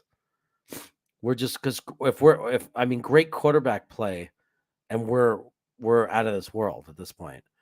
But the defense has got to play more great games, guys. Remember, like I'm not going to sit there and say, "Oh, that's it, we're a top defense." I mean, we still have to show up every week. Green Bean is the roller coaster king. It's true. It's darn true. Yes, we'll be an elite team if we get great quarterback play for sure. I still think 11 wins are possible. Yeah, of course it's possible. And Zach and LaFleur got to get their heads right, though. Look, if we go into what if we win the next 2 weeks, lose to Buffalo, and we're 6-3, and we go into the bye? Can we go 5-3? Can we? Of course we can. Will we? I don't know. But let's just go one game at a time. It's working. One game at a time is working. So let's just go one game at a time.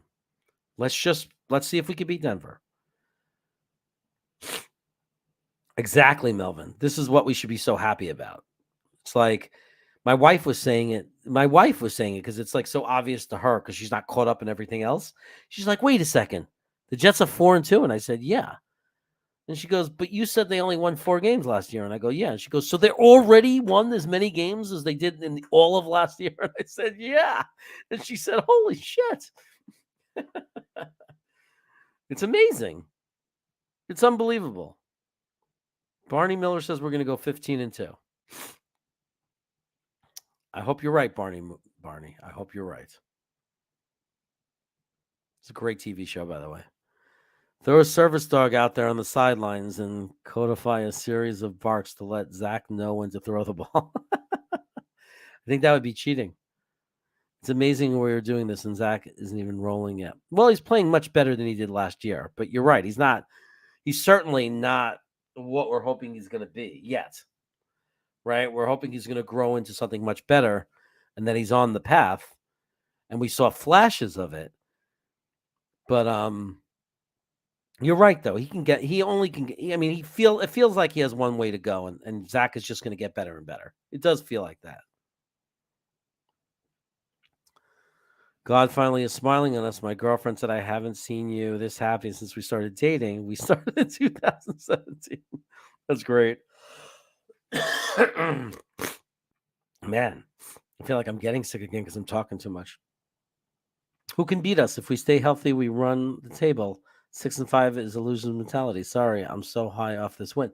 That's great. Look, I'm not trying to have a loser's mentality personally. I'm saying I want to go one game at a time. That's all I'm saying. I don't want to predict anymore. I just want to go one game at a time. I want to like wear my Lucky Zach jersey. Green Bean wears his Lucky One jersey for Sauce. We get online, we hang out with you guys, and we just win. Each week, we just win. And we hope like hell and we root like hell, and we see where we end up. We see what it does. But I'm positive, and try to be positive before every game, going into every game. I'm looking for every possible way that we can win. 12-7. Okay.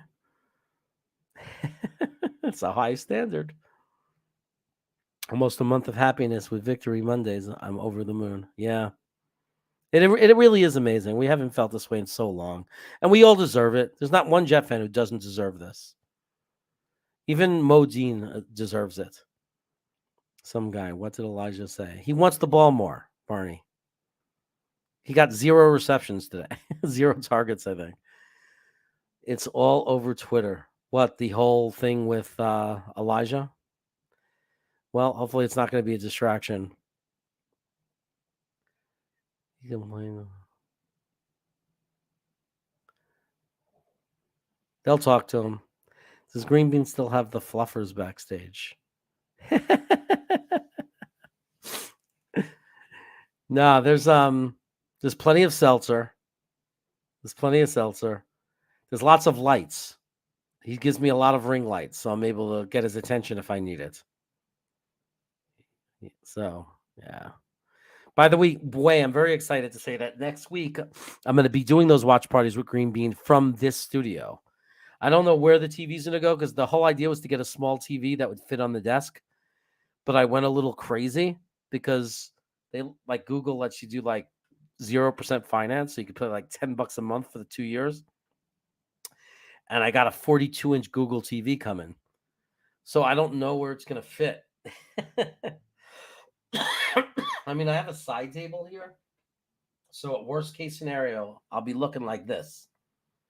But I'd really love to pull the computer up like this and have it in the back of the desk, like just right in front of me, the TV, and use it as a monitor because it's a Google TV. And then I'm just like this watching the game. Yeah. Like just always facing up forward. We'll see if I can make it work.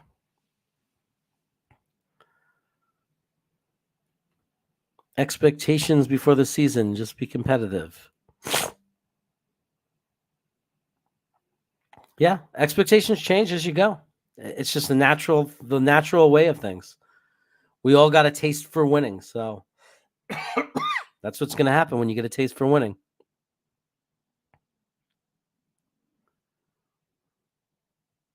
The media is going to go crazy with it. Don't worry, they will. Which is crazy because look at what Dick Chibney, what an idiot he is. He finally has a good team to cover. He can finally cover good things and positive things, and he's going to, no matter what, he's going to focus on Elijah Moore all week. And that's the exact slime that we're dealing with Rich Cimini. He's just a sleazy guy who's after one thing, and that's your click.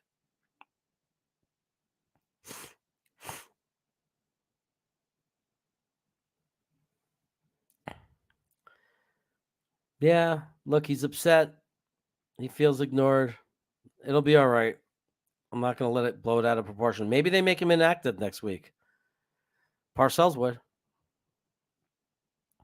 He wants the ball more. He didn't get any targets. He's pissed. So, hey, we're going to have something to talk about now. Oh, somebody tell John Nolte exactly what he said. Let me see if I can look it up.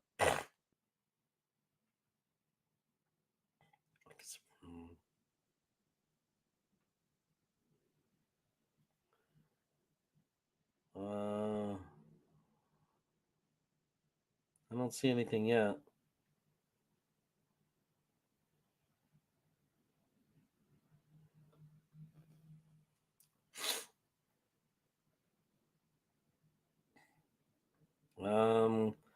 We're gonna look it up. Let's look up. What's his name? Connor Hughes, right? He's the kind of guy that would show it if there was anything.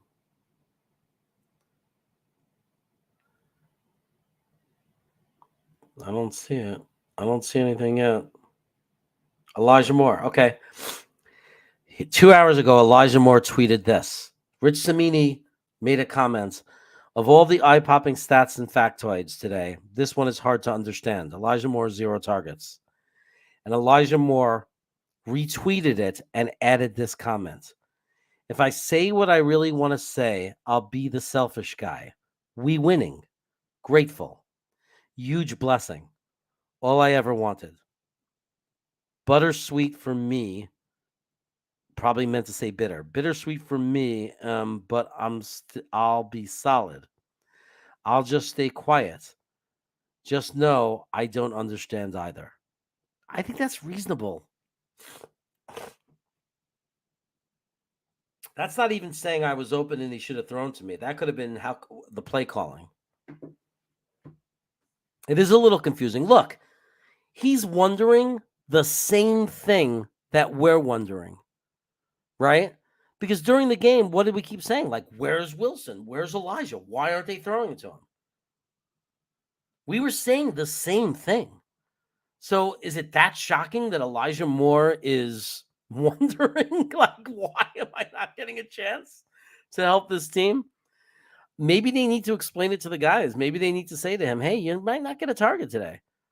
We're going to send you deep every play, and we're not going to go deep. It's not the game plan. So this week is going to be a little, you're going to have a different role. I don't know. Yeah.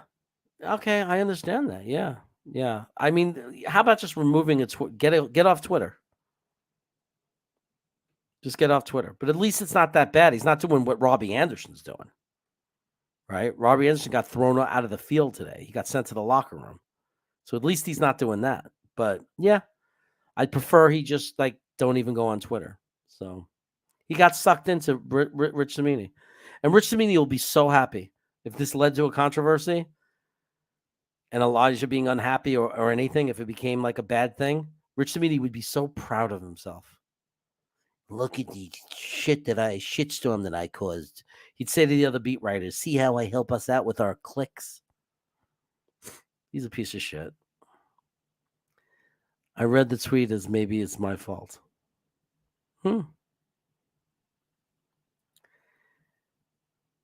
think he had a target? He may have had one. I thought there was something. There was a deep one with him going down the sideline.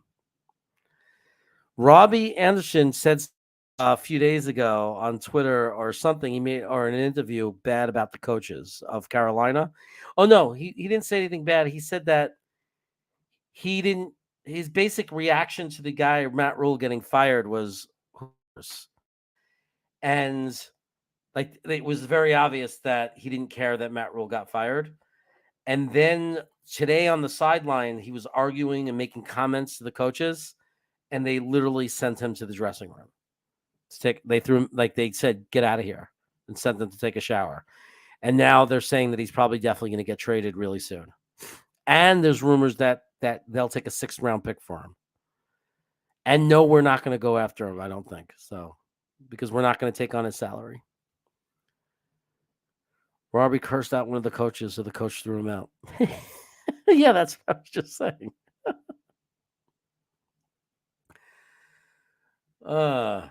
Hey, we didn't have any I'm not getting any of the spam. I guess that's a good thing. Or I'm a little insulted. What? The spam doesn't like me anymore? I'm not good enough? I don't amuse you? Crazy. Yeah. Nick, that's what he does. He stirs the pot. I hate that he tries to take on like he's in charge of the media room, like he was telling Salah how things are done. I would have loved it if Salah looked at him and says, you don't decide how things are done. I'm the head coach. I decide how things are done. Now get up and take your old dinosaur bones out of here, you piece of shit. I would have loved it. 45 minutes. 49ers chaos. You think we should just make a play for Burns if he's the one training about? That's another story. That's another story. That's because wide receiver, I think we're fine. Someone said no to that, like it was outrageous, and I don't know why their reaction was that it would be outrageous. I don't know, like how much does Burns get paid? There's a financial part to all this. But if money wasn't a factor, and you found out that the Jets traded a 6th-round pick and Denzel Mims, for example, or Brees Hall. All right. Denzel Mims, Brees Hall, and a 6th-round pick for Burns. How would you feel? How would you feel about that? This is the guy I think we really want. I don't know who gets cut. I guess Nathan Shepard would have to get cut for this to happen. Because out of all our defensive linemen, if they cut anybody else, I'd kill them. So it better be that it would be Nathan Shepard that this guy replaces. But Derek Brown in place of Shepard would be absolutely insane. I feel like we're dreaming. I don't even think it's too good to be true. Yeah, that's what they say, isn't it? You can always make cap space. I'm going to make fun of you now. Saps? They can make cap sasps? Still waiting for the haters to start throwing out excuses left and right. What's the excuse for today going to be?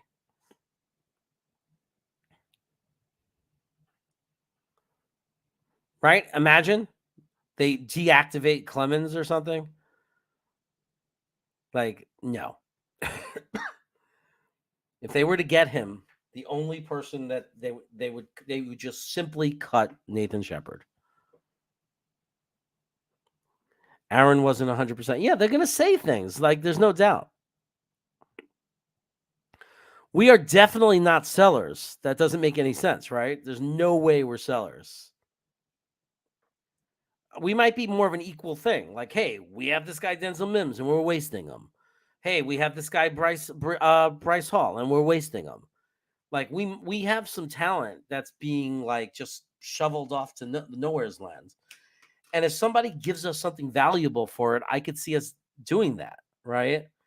But Joe Douglas, we don't really have to worry about it because Joe Douglas will get us, like, if we do anything, it's going to be value. I trust him. By the way, I want to thank Dark Soldier for being a snacker. Please feel free to join the channel and become a snacker. It's so much more reliable than sponsors. I don't want to sit there and tell you to gamble and to join this website to gamble on football games and stuff like that. I'd rather just be sponsored by you guys for a cup of coffee. I'm stealing this from Buffalo. This is theft. I admit it. For the price of a cup of coffee a month, you could become a snacker and support the chaos and allow me to one day dream of doing this professionally for a living, which means more videos, more content. Because if I didn't have that 60-hour-a-week job, and yes, it's 60 hours, can you imagine what I can do for Jet fans? The content I could create, what I could do to this studio. I'm getting the TV, I'm making it better. And we can make all that happen if everybody was to just become a member, a snacker like Dark Soldier. And there's other snackers here too that I'll point out as we go. Aaron Rodgers, thumb hurt, the rain. Still waiting. What else? Iowa Jets fan, a snacker. What? And so eloquent in his speech. What up, buttholes? He joined the channel and became a snacker. So he can call everybody he wants a butthole. And I'll never complain because he's a snacker. Here's a big supporter of the channel. His name is Nathan Colgrove. And he's saying hello to the snacker, Iowa Jets fan.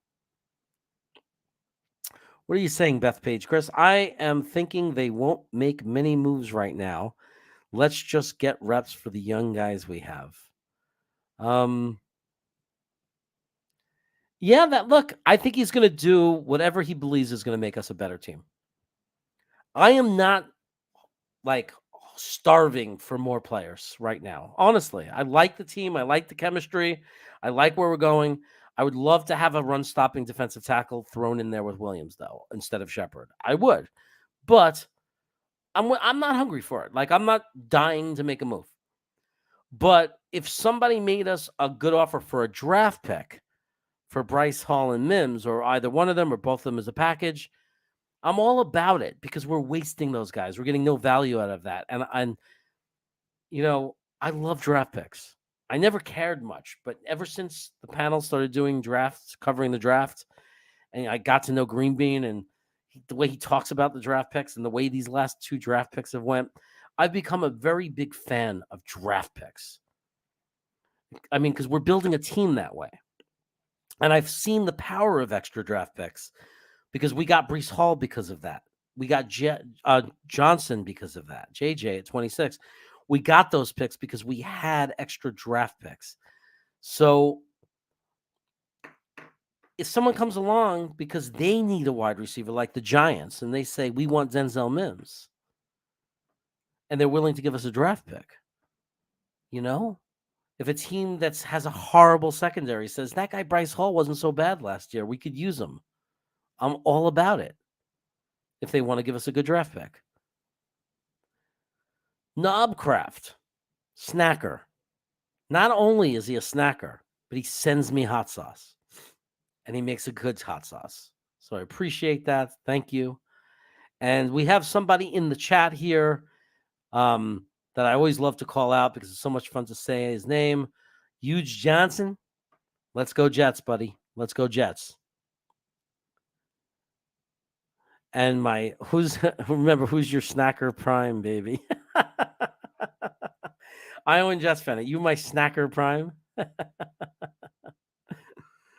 Iowa, we got to have you on the show again someday. Like one day I got to suck you on to a show, like either a Wednesday night or a Friday night. We got to get you on with us again. It's a good time. Also, we got the Jets show. I love this dude. Let's go. Life is amazing and beautiful when the Jets are winning. Yeah, man. Absolutely. It's going to be a beautiful week. It's so fun to go to work and not feel embarrassed and humiliated. Like, instead of them giving me crap, I get to pull up my sleeve and say, yeah, baby. Yeah. Yeah. Here comes the chaos. I love it. I love it, baby.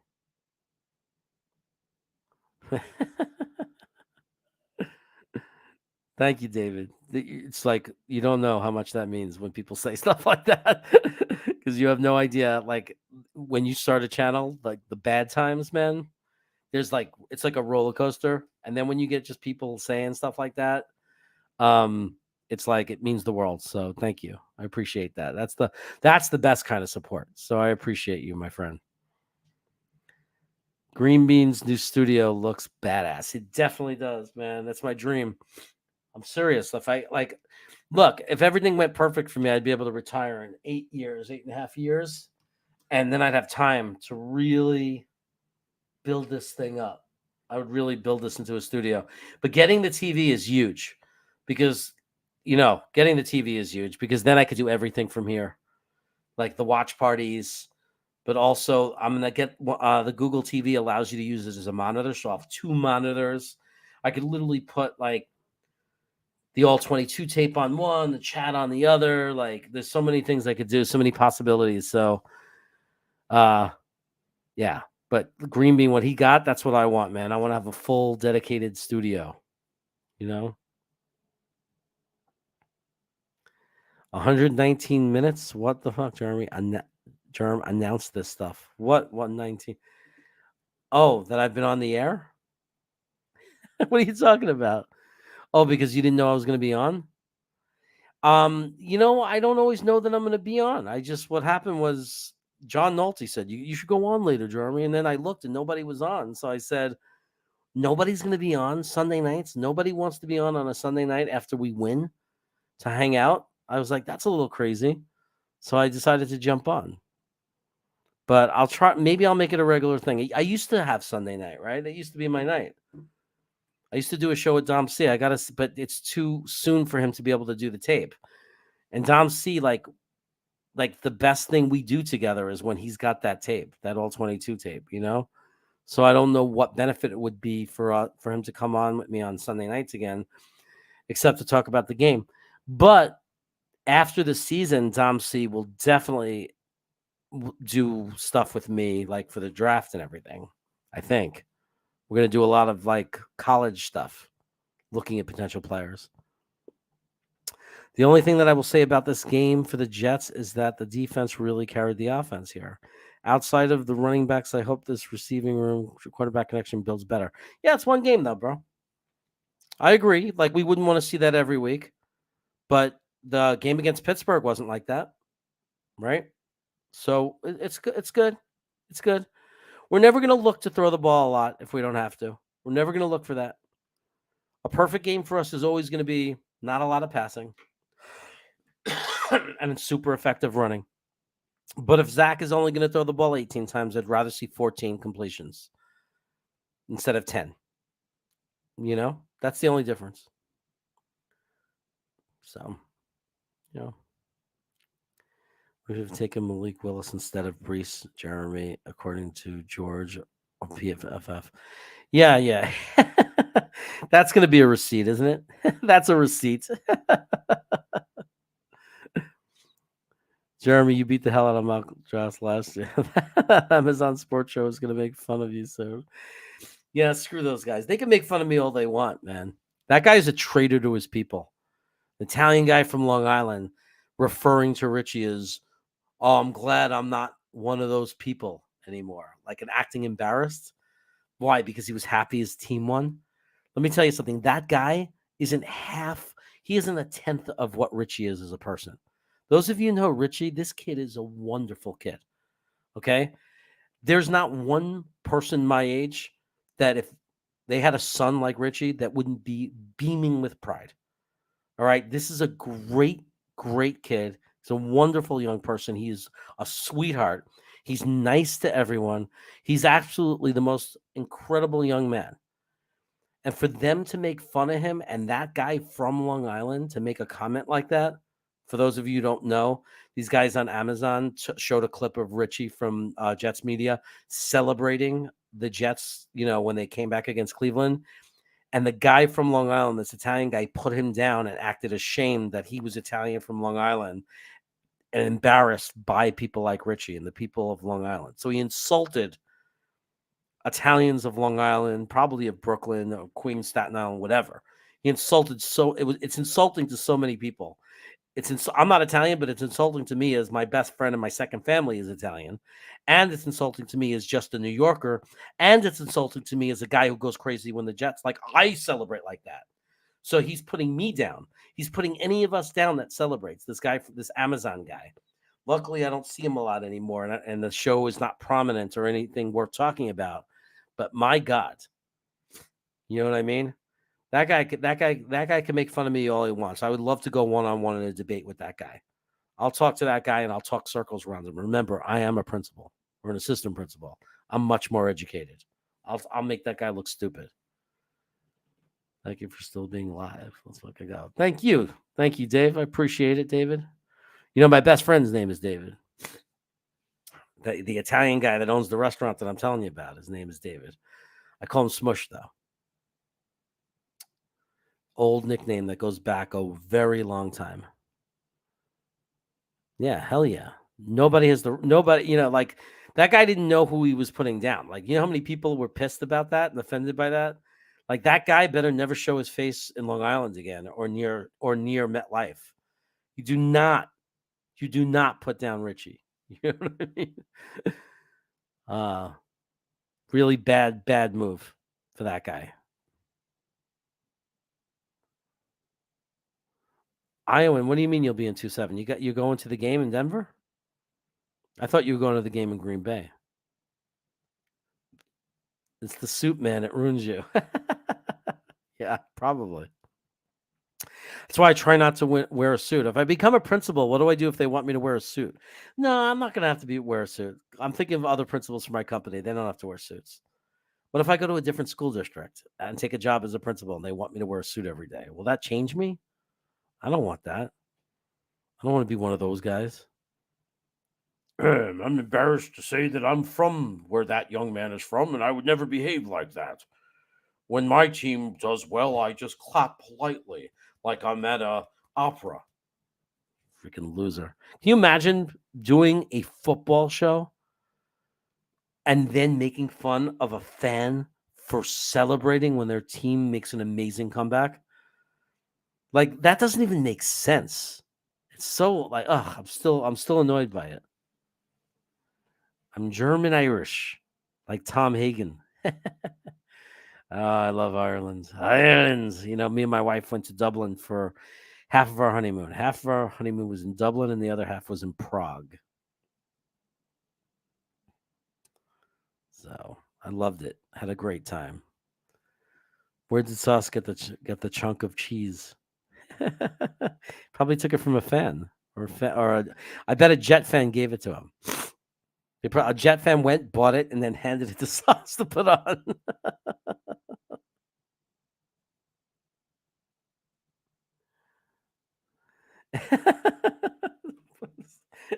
It's like, yeah, I've been watching.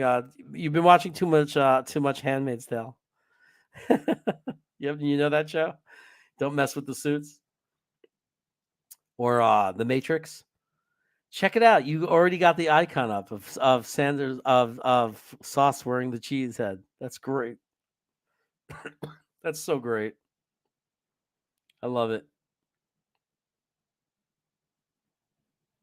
I won't become a suit. I can't become a suit, dude. I'm 51. I still act like a kid. It's not like I still eat Italian ices. You know what I mean? I still eat candy. Look at this. This is like, you think that I would have grown out of it. It's crazy. The only thing that changes my metabolism. So now I'm getting big and fat. Yeah. Did the chat stop coming in? I don't see anything. You did it right after the game? That's awesome, Huge Johnson. Huge Jansen. So, okay, so, look at this. Look who's here. Look who's here. It is another snacker. Daniel Faust, who financed my $100 bet for the Jets to win the Super Bowl. Super Bowl odds still good. I think the odds are getting better and better. Let's see. They were 15,000 for $100. I guarantee it's down to like 5,000 or something. Almost definitely. Why are you saying hi now? You've been here forever, dude. I acknowledged you. Hi. Hi. I see you. You feel for your principal. I feel for my principal. Nothing but problems all day, and it's a thankless job. Try being an assistant principal. At least the principal gets a nice office and gets to tell the assistant principal, me, to handle it when a kid is throwing desks. When someone doesn't show up in the cafeteria and there's no one to prepare the lunch or the meals or work the ovens, it's not the principal that got to run and take care of it. That was gross. Did anybody see that? Denver should be a win for us. Look at me not enjoying the win. My inner HC Robert, LOL. No, look, I like to start focusing on the next game about Wednesday. Like, Wednesday is when I start thinking ahead. For my Wednesday show, I'll start talking about the next game. What's funny is I'll spend an hour talking about the next game, but then I'll spend an hour, if Domsey is available, to go over plays from the previous game. And then after that, it's 100% the next game. Like Thursday, Green Bean, that's all we're talking about. When I come on at the end or whatever, that's what he and Frankie are talking about. Friday, if we do the Friday hangout, that's what we're talking about. I'll do videos all week about the next game, starting on about Wednesday. But I think Monday and Tuesday is about basking in glory and enjoying the fact that we have our third win in a row. So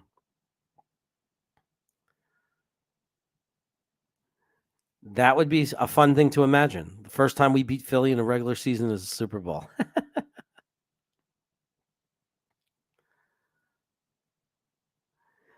You think I'm in my early 40s? I would love that, man. My kids tell me that all the time. The students are like, "No, you're like, how old are you?" And that, like, they'll ask how old I am, and when they guess, they always say like 40s.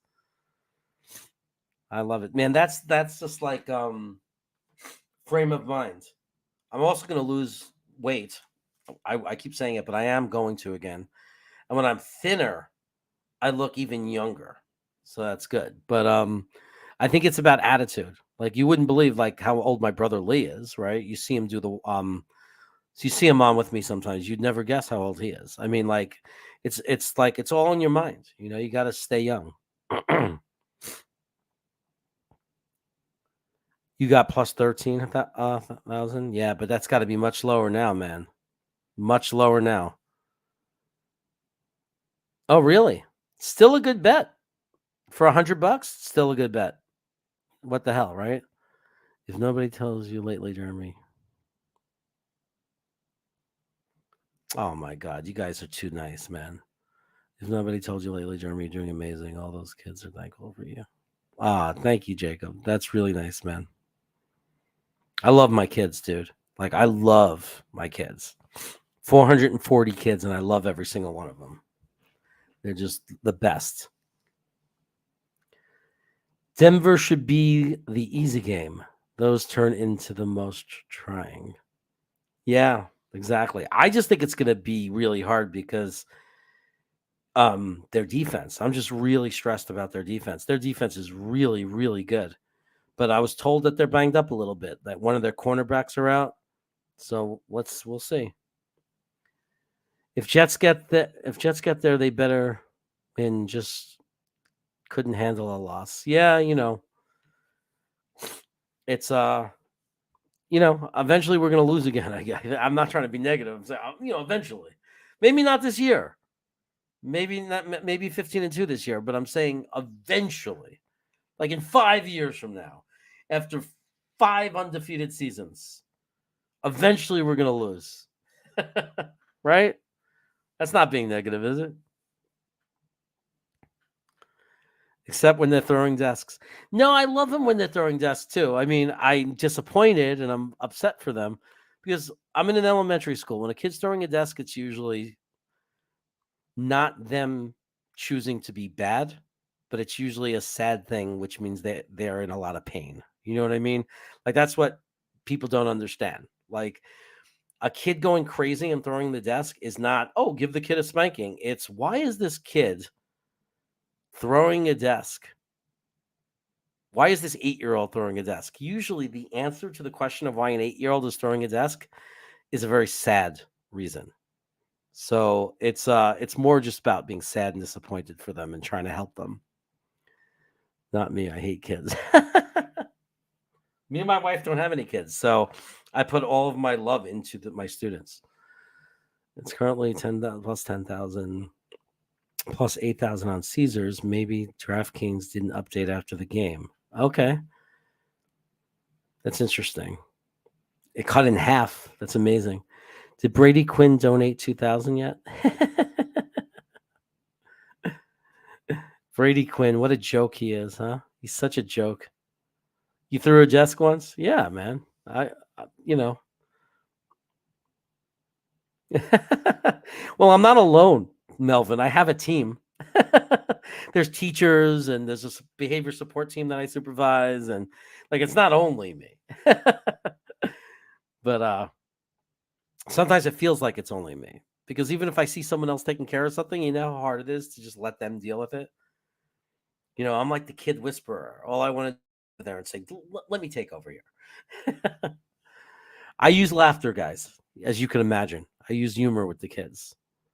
It's like you can't believe some of the things I've done to get a kid. I had a kid screaming and carrying on, and I went up to him and I said, "Why are you crying? I'm the one that's messed up."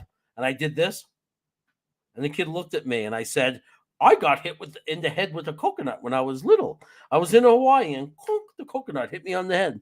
And this kid, who 10 seconds earlier was crying and throwing things, was staring at me with the most confused look and started to hold back on a smile.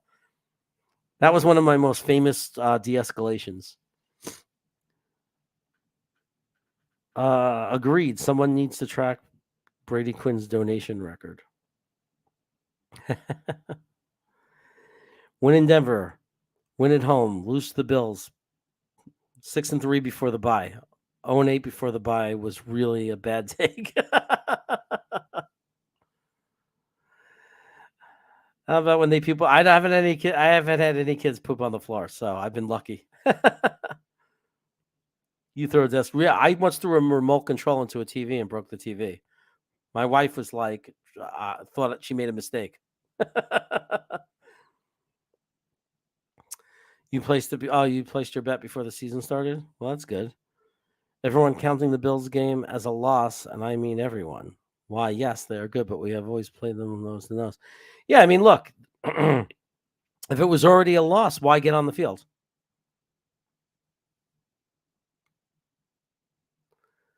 No, John Nolte. Only some of them do.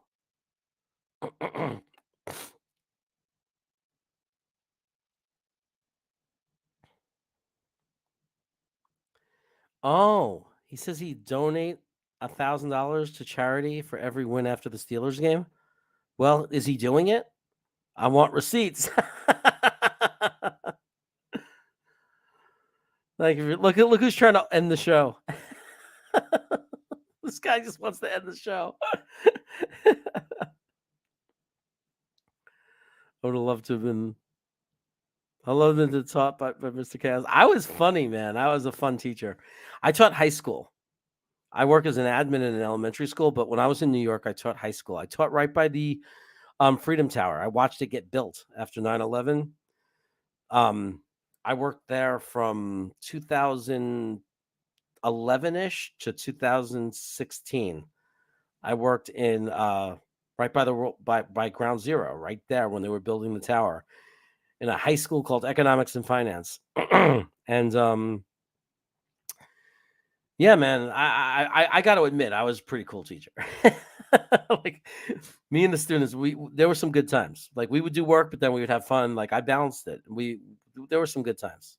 So, what the hell just happened? Are you kidding me? Is that real? Guys, I don't know what the hell. Ablab, are you kidding me? My super show was Zach Wilson to Buffalo. All I said was we are waiting on Zach. Looks like he took my money and just put a video out. Jets fans, stop hating on Zach. I really dig all the content and time he puts into his craft. He doesn't have to be that way. I hope I'm wrong. Jesus. Well, first of all, thank you. I don't even know what to say, dude. Like, thank you so much for this super chat. This is absolutely outrageous. I'm like speechless right now. Like, holy shit. Like, thank you. And Zach Wilson, all I said was we are waiting on Zach.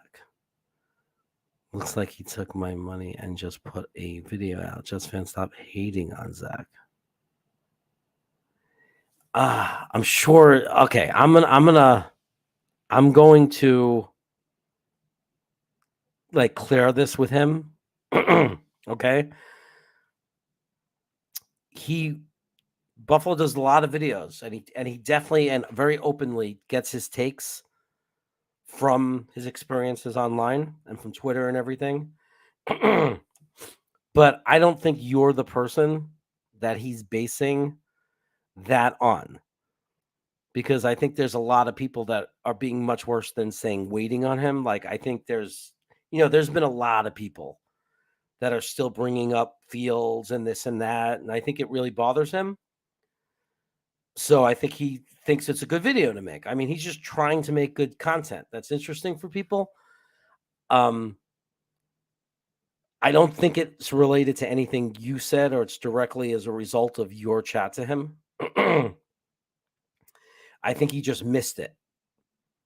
Like, before I did the producing for Green Bean, even when I do, sometimes I get so into the show at Green Bean and Frankie, I get so into the show sometimes that even though I'm there to help Green Bean not miss a super chat, I mess up sometimes. And luckily Green Bean or Y2K catches it. You know what I mean? And then I'll be like, oh, and I feel stupid for missing it because that's like the main reason I'm there. That's like my main job above all else is we don't want to miss super chats. Um, all I can tell you is that I know Buffalo behind the scenes, like not just on the air. And he's like a really, really nice, kind, like real person. You know, like he's really a friend. So I'm really convinced that he would never intentionally disrespect somebody, especially someone who gave him money, you know, but even without money, anybody that would support his channel, I do think that sometimes we get edgy and defensive. Like I've had to learn to take jokes. Like there were like, you know, Hawk once got me all upset, and then it was like people were saying, Jeremy, do you know Hawk? And Hawk said, Jeremy, I'm joking. And everyone said, Jeremy, Hawk jokes. He's just busting jobs. And now, and I said, oh, okay. And I realized it. And now, you know, obviously I don't have a problem with Hawk. So I like I know that like sometimes we could get edgy too. Like or we could think someone's attacking us or putting us down and we can get defensive. I don't think that's the case. I don't think that like for you, Ablab, I think he just missed it. But I'm going to find out for you. Um I don't know. I'm so confused that you gave me this $200 super chat. That is so much money, dude. Um, man, I just appreciate it so much. So thank you. And my God, this is like epic, dude. I just ordered the TV for the studio. You just pretty much paid for the yeah. So you're just like literally covering the costs of me like building up the studio. And I really, really appreciate it. It's going to make my wife very happy because we made a deal that I would only use money from the channel and you just made that happen. So I appreciate you, man. And I want everything to be good with you and Buff and David Gerard in Buffalo. Like I want things to be good because we're all like Jets fam. That's the whole thing. I really believe in that. Like I love doing this because we're a family. And that we have each other and that we get to like enjoy this together. So let's just let me just talk to him about it and let him know because I want it to just be worked. I just want it to be worked out and everybody to be happy because we all love you, Ablab. I mean, again, like you're just so incredibly generous. Like you help get somebody to do a jet game with your donations, and you know the fact that you're able to do this and do it is just amazing. So I couldn't have, and you don't even have to. I mean, that's the thing. I just, you know, like personally, just you being here and being like everybody that's here supporting the channel, I appreciate it so much. So it's just so amazing when people go and do these extra things like become snackers and, you know, and do super chats. Like it's such an amazing thing because just giving me the subscription and being here and being willing to watch me and support the channel means so much. And I know that Buffalo feels the same way. So, but thank you very, very much. I really, really appreciate it. Appreciate you. You ever want to come on, man? Because I do, you know, I do the thing for like the super snackers to come on to the show. You've certainly like earned that if you ever want to come on. But thank you so much. I really appreciate it. That's just unbelievable. You made my night, really. Huge Johnson. I don't know if it's real, but it's the worst. Stop hating on Wall Street Wilson. I don't think it's hating on him. I think when you say you're waiting on Zach Wilson, I understand that. I understand what it means to say I'm waiting on Zach Wilson. What that means to me is that's not hating on him. To me, it means that you are waiting for what he's going to be. You know what I mean? That's how I take it. Unless I saw other things and knew someone differently, like I take that comment as I'm waiting on Zach Wilson as Zach Wilson is getting incrementally better. Like he was right. He had the first chunk of his career when his first 5 or 6 games. Then he got hurt. He came back and he was a little bit better, a lot better, much less turnovers, managing the game a lot smarter. And now we have a very small sample, just 3 games. But in the 3 games, it's his best 3 games. Even with today, even if you don't like the way he played today, especially in the first half, as a whole, if you take the whole chunk of 3 games, I can't find a 3-game chunk that's better than this one. Right? So, but we also see the flashes and know that one day we're going to get much more of those flashes. One day he's going to be doing what he did in that fourth quarter against Pittsburgh, but he's going to be doing it a lot, game after game. I believe that. So I understand when someone says they're waiting for Zach Wilson, that's how I think they're talking. That would be my assumption. They're saying I'm waiting for him, meaning he's growing, and eventually he's going to be that guy we all dream of, right? But that's not hating. Like Modine, and I'm not putting Modine down in this. This is not to insult Modine. Modine would agree with this. Modine is the king of hating on Zach Wilson. But Modine would never say, I'm waiting on Zach Wilson. Modine just says, Zach Wilson is not an NFL quarterback and never will be. That's hating on Zach Wilson. But, yeah, I just think, look, it's like, I could imagine, look, you give money. Look, I've done it.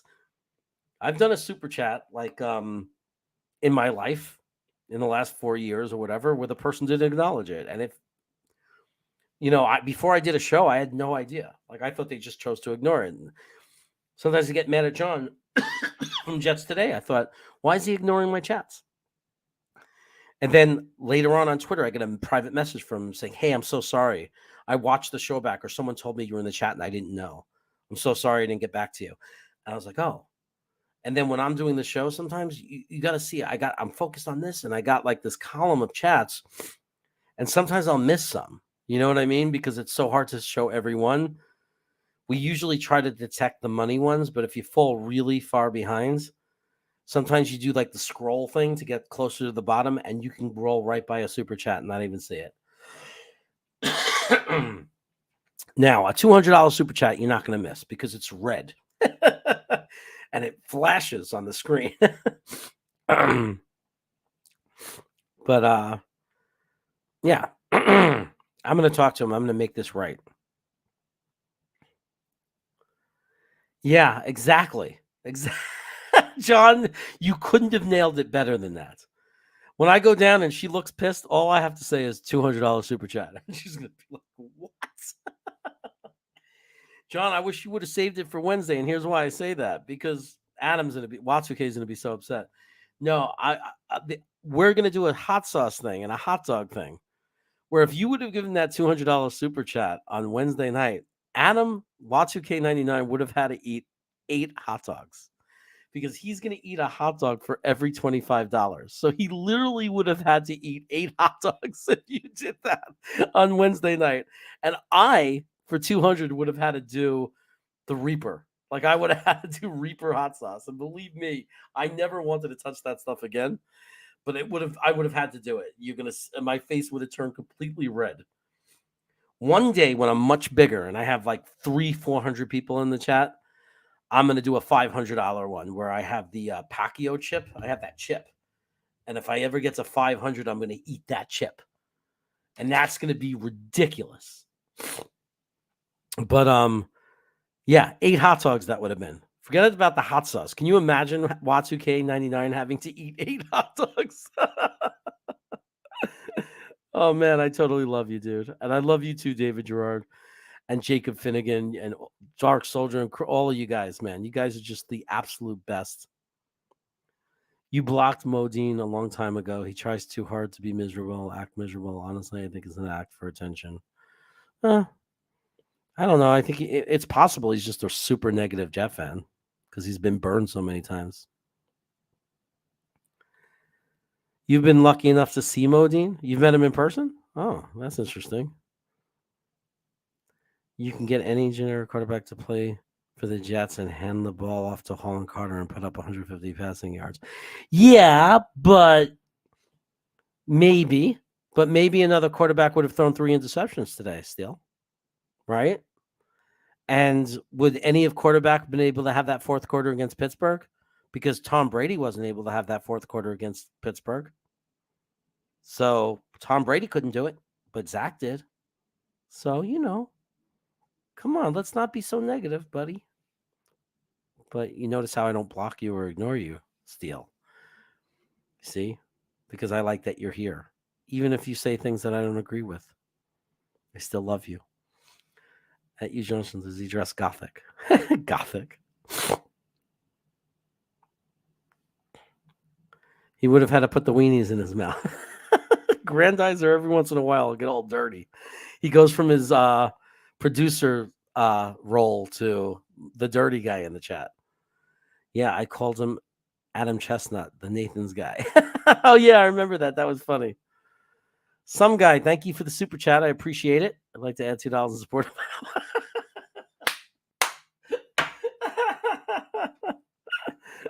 It adds up, dude. All those little $2 ones, $3 ones. Let me tell you something. They add up. They do add up. So it's like that's why I did the TV and payments, because if I would have known AbLab was going to do that, I wouldn't have had it. But it's zero interest, so it doesn't matter. Any money guy would tell you if someone offers you 0%, you always pay it as little as you can, right? That's like common sense financial. Like I'm buying a $300 TV for my studio. Why you could pay $300 up front, or you could pay it divided over 2 years. It's common sense. If it's 0% interest, it's common sense. Keep the money in the bank. So, but these little bits of $2 here, $2 there, they cover like the monthly cost. So now with StreamYard and the TV, I'm up to like $30 a month cost. But if I'm making $30 a month in super chats, right, or the membership thing, then my wife can't complain. And I told her, I said, I promise this won't cost money, and one day it's going to make me money, and I'm going to be able to retire and have some kind of revenue. And I'm only less than a year into this, so I honestly believe that if I work hard, in 8 years from now, I'll get it to a reasonable amount of money with a pension that I'll be able to retire.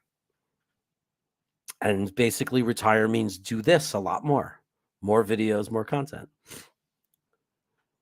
But anyway, I'm really letting you into my life when I because I'm telling you like my life plans. Zach is doing all right. I think he's doing all right. I think he's on the track to be a real quarterback. You never really know until it happens, It's a slow thing, and then you realize, oh my God, it's real. He's really going to be that guy. Is AbLab old? Did I miss a cue that AbLab is old? Hold on, let me see that. The Days of Shea. Oh, well, I'm a Jet fan from the Days of Shea, so he doesn't have to be that old. I mean, I remember Shea Stadium. I remember when they moved into the Meadowlands. I remember I was in like 7th grade or something. I remember it was because Leon Hess didn't like the bathrooms in Shea Stadium. I don't know if that's a true story or not, but when I was a kid, that's what they told me. They said that Leon Hess did not like the bathrooms, so he left. And they wouldn't get him a new stadium, so he left.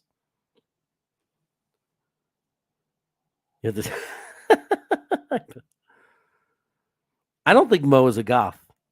Knob is an interesting character, for those of you who don't know. Knob, not only is he a chef, he's very eccentric, I think is the word. Eccentric, I want to say. He was wearing I spotted him in the parking lot in MetLife during the opener by the Jet Lounge tailgate. Because just like the picture, it looks like he has hair and everything. And well, I looked up and there was this dude with long flowing hair. He looked like a rock star. And he had a sports coat that was like a Jets sports coat. And I said, oh my God, that's Knob. And I went over and it sure as hell was. And he was like, hey, I sent you hot sauce. And I was like, oh. But yeah, man, Knob. Move to Sacramento, Knob. Open up a brunch place. If anybody wants to make a ton of money and you're in the food business, learn how to make really good Chinese food. I know that sounds weird for me to say that, but it's just so weird because the Bay Area has the best Chinese food. I mean, it's out of this world amazing, right? And there's other parts of the world I know that have great Chinese food, like Flushing, Queens, and in Manhattan, Chinatown, and San Francisco, Chinatown. But I'm telling you that the Bay Area is the only suburban area, like suburbs, Mountain View, San Jose, Sunnyvale, all these towns in the Bay Area. And the Chinese food is like outrageous. And I'm an hour and 40 minutes away in Central Valley in Sacramento area. And there's no Chinese food. It's the worst. And it makes no sense. You're telling me that one family from the Bay Area, instead of opening up another great Chinese restaurant in the Bay Area, can't come to Sacramento and just get rich? Do you know how many Bay Area people come to Sacramento and live here that miss Chinese food? It would be so easy. So if you're a cook and you could learn how to make authentic Chinese food and do just a great job, you will be rich in Sacramento. Because there's so many of us that talk about it. All we want is a good place to get Chinese food. I had those Hess trucks. I had 2 Hess trucks, bro. I had 2 of those trucks on my bookshelf. I still have them. I should find them downstairs. I think that when we moved, I might have them. Oh my God, I didn't even think of it. I have to bring them up. I have to put up a shelf somehow so I could put cool things on the shelf and be a real YouTuber. One day I will. I think I have those Hess trucks. I really do. I got to find them. Why didn't I think of that? I just got a Franklin brand New York Jets helmet, shoulder pads, jersey kit in a box for my 6th birthday, and I was forever a Jets fan. That's great. Franklin was like the number 2 helmet, right? Wasn't it like Rydell or something was the best helmet? A bike, B-I-K-E, a bike helmet. Wasn't it like the most expensive? But Franklin was like the number 2, I think. Maybe I'm wrong. I think I only bought one helmet in my life or only owned one in my life, I think. I don't remember. When we were kids, we played for about a minute. We played tackle football. That lasted literally a minute. Your local Chinese food places are great, Matt Smith, but you're like in Long Island area, right? So that makes sense. New York is great Chinese food. I'm talking, but there's different kinds. There's like the Americanized Chinese food in Brooklyn and Long Island. That's wonderful. The big fat egg rolls and all that's good. But then there's the very authentic Chinese food, like mapo tofu, like the Szechuan, like the real stuff. And you could get that in the Bay Area, but you can't get it here in Sacramento. And I can't even get the good Brooklyn stuff.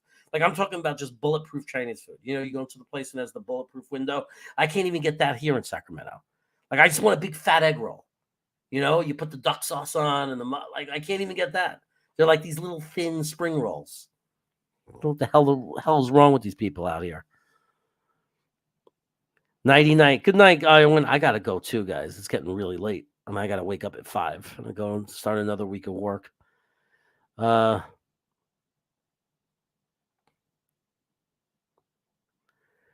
Look at the thumbnail for the newest New York jokes video. Okay. I don't know what that means. Did I miss a super chat? Let me see. I got some guys, right? Okay. Let's see. And that was it. That was the only super chat tonight, right? Some guys? No, I'm just kidding. I got Ab Labs. Look at that, guys. If you just joined, look at this guy. The nicest guy in the world. Most generous person ever. Unbelievable. Oh, I think I got this one too. David Gerard. Yeah, I got that one. See, now you got me paranoid. I'm like looking through all the chat to make sure I got them all. John Nolte, I got his. Right? I got John Nolte's, right? Did I read this? Ready for my public vlog? Oh, yeah, that we talked about that. Okay. Just making sure I got everybody. Okay, I think I got everybody. All right, everyone. I'm going to turn it in. I will be back on Wednesday. I might be back sooner. If Dom C depends when he has time because he has to get to the tape. So if you're interested in and you like the film review that we do, I'm going to talk to Dom and see if we can look at the tape and see what we did right and analyze it a little. I think that I'm really want to look into Zach and Elijah Moore and see if he was open. So we're going to try to study that part of the tape. And good night, everyone. Thank you so much. Thank you, all of you. Love you all.